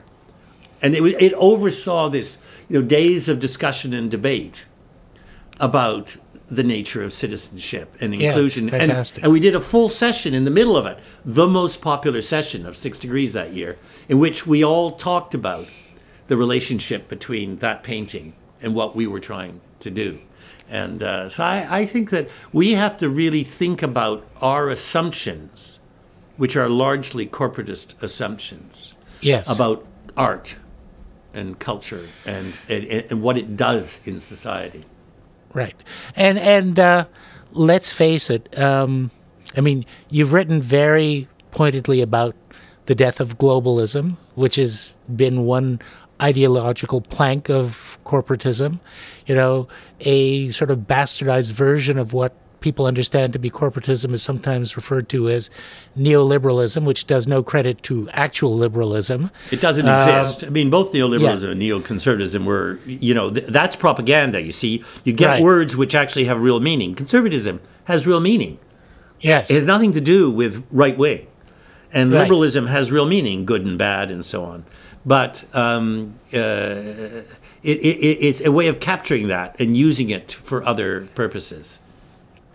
But the, you know, even as these things recede, and if there is growing opposition and demand for a change to the corporatist structures that, you know, frankly, I think are increasingly oppressive, you know, there's an old English music hall song, "He's dead but he won't lie down." I mean, we still will deal with overhang because of people who are raised in that mode, who inhabit civil service and public institutions.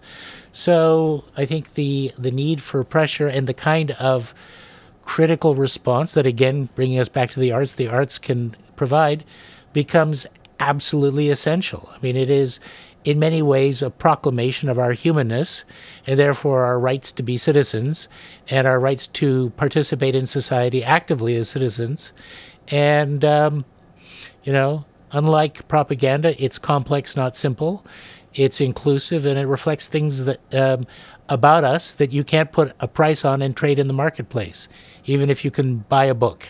I read one little thing to you. Can I read one other thing to you? Oh, please, It's not please. like, so in 1840, Louis-Philippe Lafontaine met Robert Baldwin, and they, over the 40s, became the founders of the modern Canadian idea of democracy.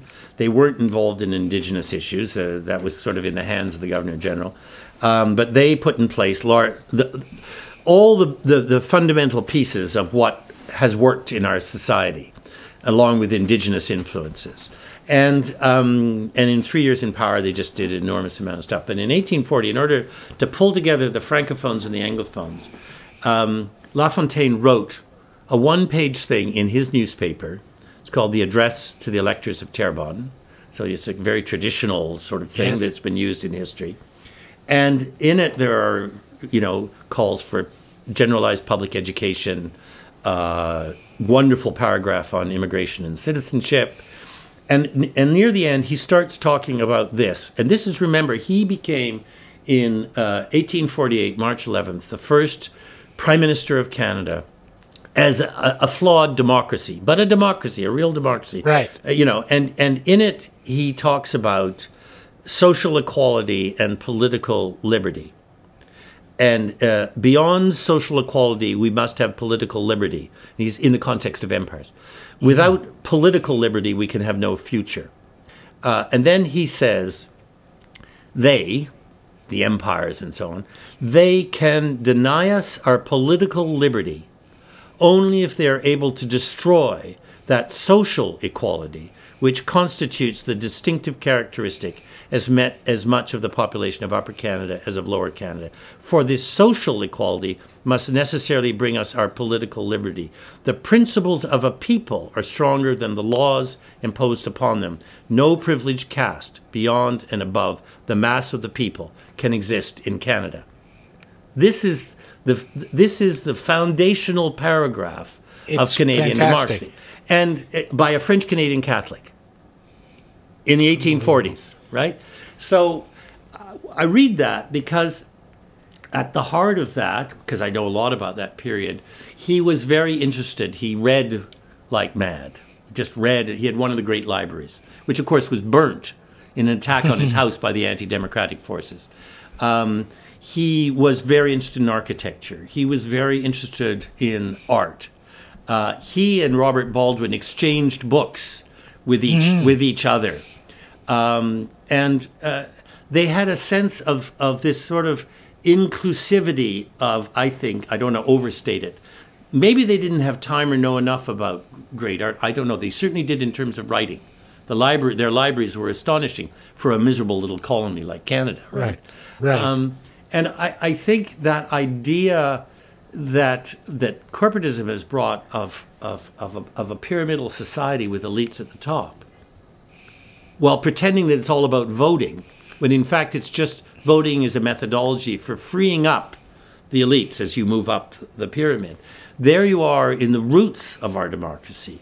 Most of our fundamental laws that tie to justice came in those 3 years. The roots of them come in those 3 years. There they are talking about with a clarity which no one would dare use today. No one would say, you know, and people would laugh at them, or they'd say, oh, you're so far to the left or whatever. Yeah. But clear idea and clearly linked to art and to a concept of culture. The art grows out of the people, which is a slight twisting of a Wallace Stevens poem, but it's true. And just, if I can add, sneak into that, remember that the great sculpture of Athens was not for the elites. It was for everybody. Yes. It was in the streets. The dictators of Florence in the Renaissance spent hours, days, moving big, important sculptures around so that they would have a maximum impact on the public. The cartoons done by Giotto and company in the churches were public art. So this is completely the opposite of the idea that great art is somehow a private thing for the elites. Or, yes, the idea that the arts are elitist is the greatest... well, it's an industrial revolution. Slander. Yeah. Slander. It's a slander. Yeah, it's a revolution. It comes out of the Industrial Revolution, out of the birth of a new utilitarian class system. Yes, exactly. And so that you do end up creating public galleries, but if you look at the structure of all of that, and the ownership of all of that, and how much it costs, and so on. So that's why it's such an important message to say to new citizens, you know, the first act as a citizen, on our side is every cultural institution in this country is open to you. Yes. And your families. And we hope that you will come and take over and be part of it.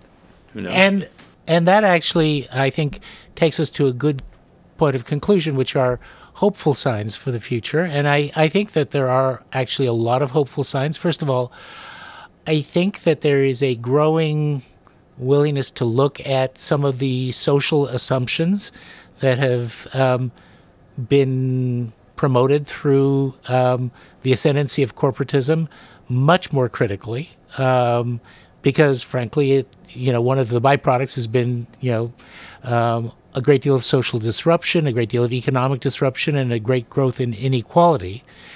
But I also think that creates an enormous invitation for artists today to, as they say, once more into the breach of this kind of discourse. So I'm hopeful, and I hope you are too. Well, I have as always, I live in doubt.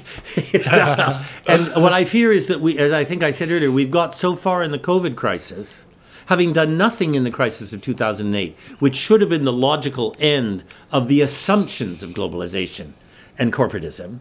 Yes. It should have been, and they managed to get through it richer and pretending that nothing had happened.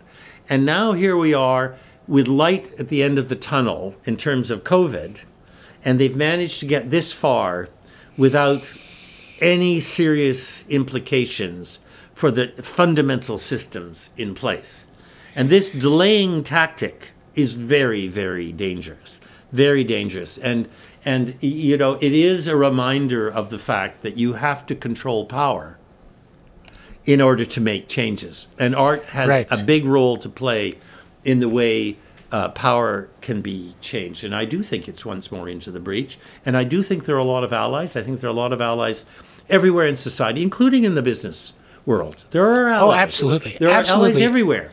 Absolutely. But they have to be coalesced, brought together, and there has to be the language, whether it's in dance or in art or in novels or in essays, wherever it is, it has to be there to combat the dominant language of the last 40 years that promotes economics to number one, that talks about efficiency all the time, which is the equivalent of populism.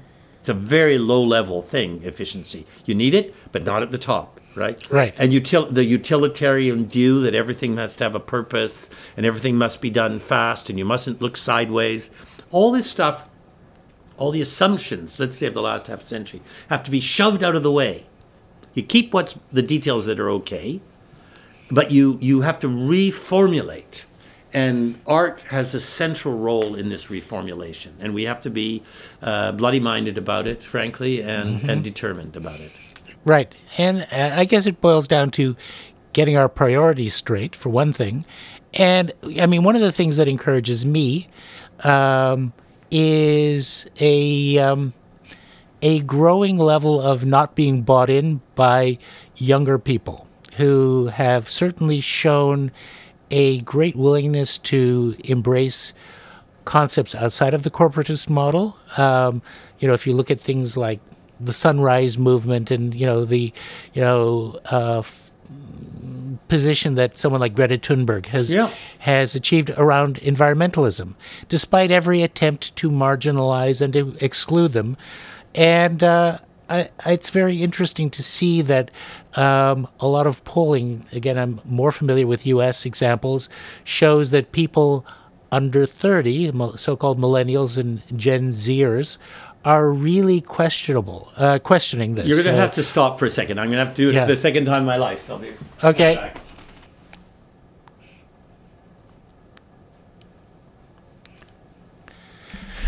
And I can fix this microphone because my microphone fell down. Hello. Hello, how are you, Peter? I know. We're going to end. We're in the conclusions.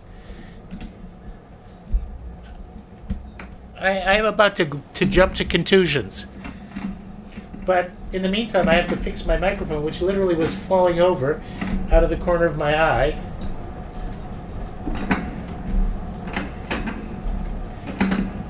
Well, no, it wouldn't be a crash. It would be a decrease in presence or volume. So that we may discover happened. I caught it. I'm securing it, and well, good. I was literally holding it up with my right hand for about the last 20 minutes.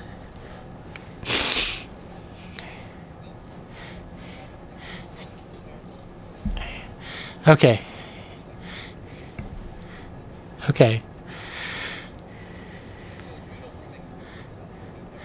I don't want to keep John waiting when he comes back. I will make a perhaps not so quick one after, and we are recording this, by the way. Of course we are, so it can be used against me. You will be disappointed.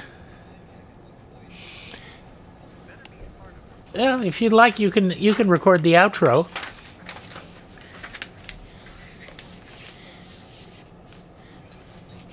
We did it separately. Yeah. Sorry about that. Oh no, quite all right. I didn't follow my own rules, so I paid for it. But anyway, no, that's fine. But you can edit that out. You can edit this out, right? Or not.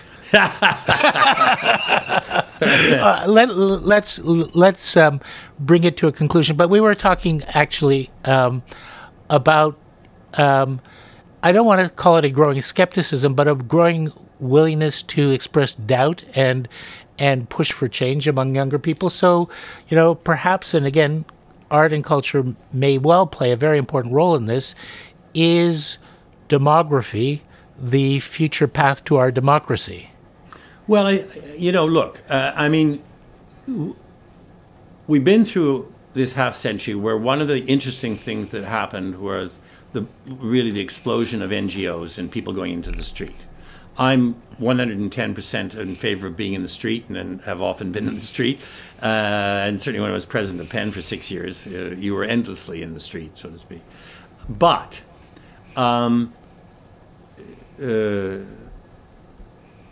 talking to power from the street is essential, an essential part of a rebirth of democracy.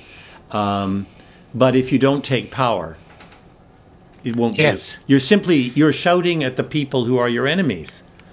Better to take their place. Take Absolutely. their place, for God's sake. Don't shout at them. Shout at them and take their place. So that's one thing. And I think that is starting to happen. And you're seeing that in various places. But it isn't very strong at this point. It really is not very strong. Power is still treated as a horrible place because so many dubious people, joke-like figures. And it was from that earlier conversation about how Leni Riefenstahl made Hitler look, like a hero.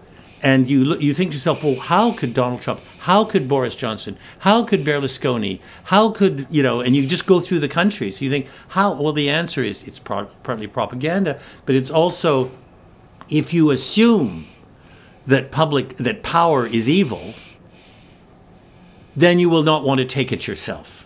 And therefore you will leave it to people. You will feel, in a way, righteous because such awful people are in power. And it's true. And that's the negative. That's the negative. Yeah.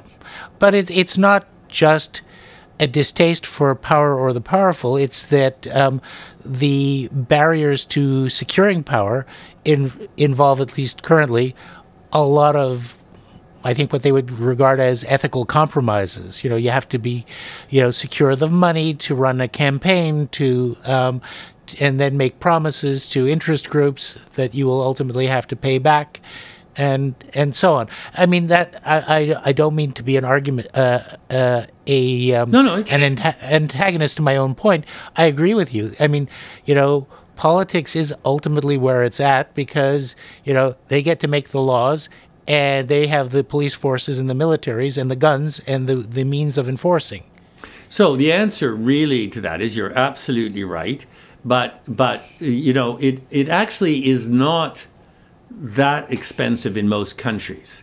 It's that expensive in corrupt countries, which includes obviously the United States. It ruins your life in any country because it's a horrible life being in politics, a horrible life. And always has been for thousands of years. And therefore you might get the wrong kind of people because it's such a horrible life and they get pleasure out of the superficialities of power. But I do think that the element where there's room for hard work, not pessimism, really hard work, is that to a great extent the movements against power and hopefully to take power do not themselves include culture and art and language fundamentally. They are not fundamentally at the core of that. And that is an enormous weakness. And again, I'm sorry, you look at history and you find that, the moments, and they're not long enough, the moments when humanism or decency or good people came to power and were able to make enough changes, often in a short period of time, before they were stabbed or thrown out or whatever, or marginalized, that art and culture were at the center of it.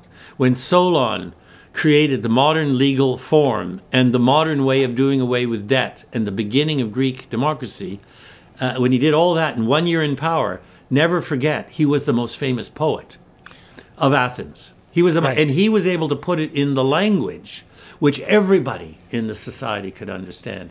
And so we have to find a way with this gigantic arts community and creative community, we have to find a way to be not pretending that we have the answers, but those who want power have to embrace the reality of the real relationship between them and the citizens, and language, and visions, and forms, and sounds. And that's why I go back to the Indigenous idea of philosophy and how societies work. They have that idea of how it all fits together, in spite of us trying to muck them up in every possible way. They have that. We do not yet have that. We have lost that. And we have to figure out, that's why I say listen to them. We have to figure out how this stuff works together. How ideas are not something you hire somebody for as a consultant once you've got power, having used populism. Right. So this has not been resolved.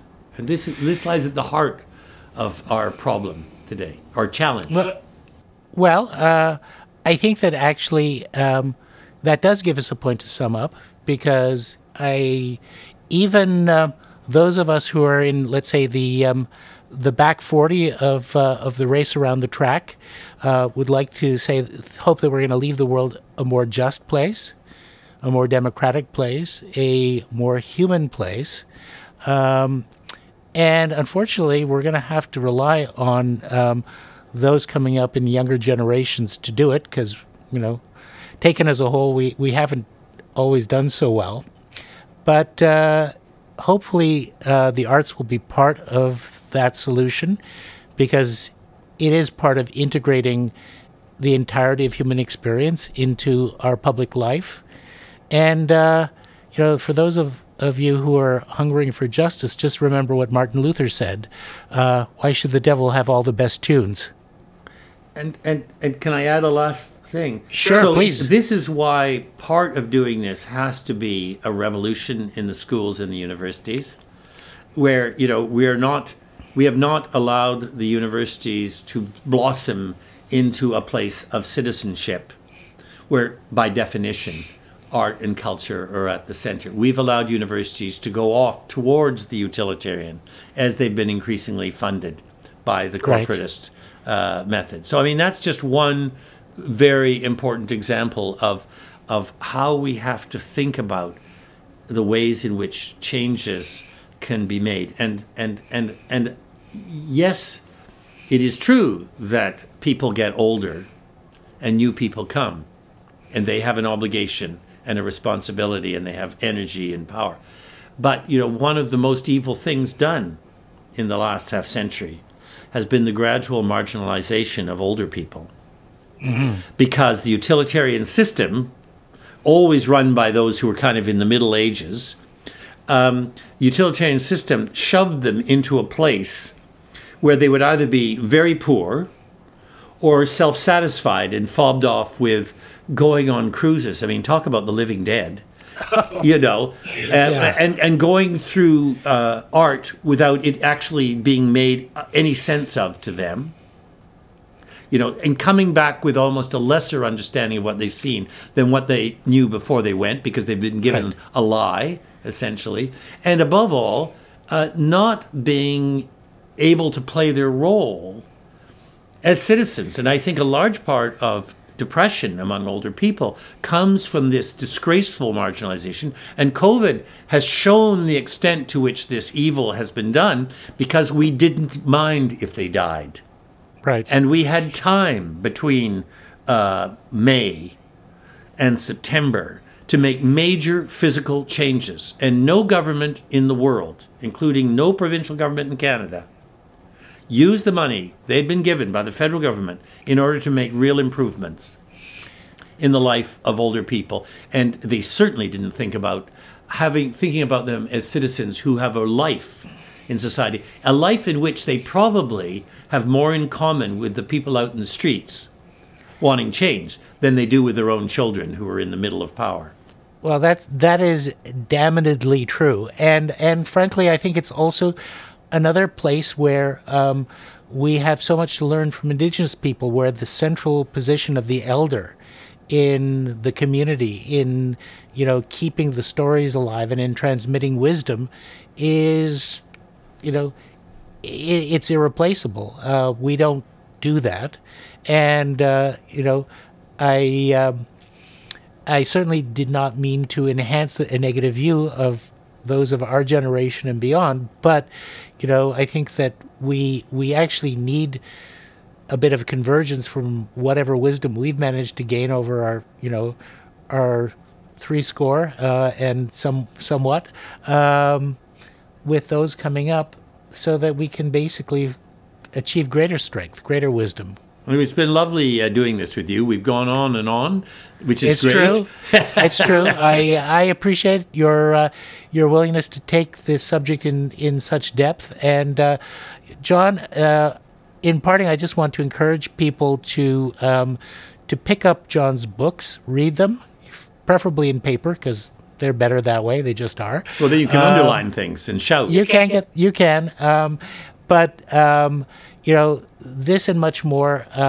I always look forward to your next volume, John, and I hope that you'll have one for us in the not too distant future.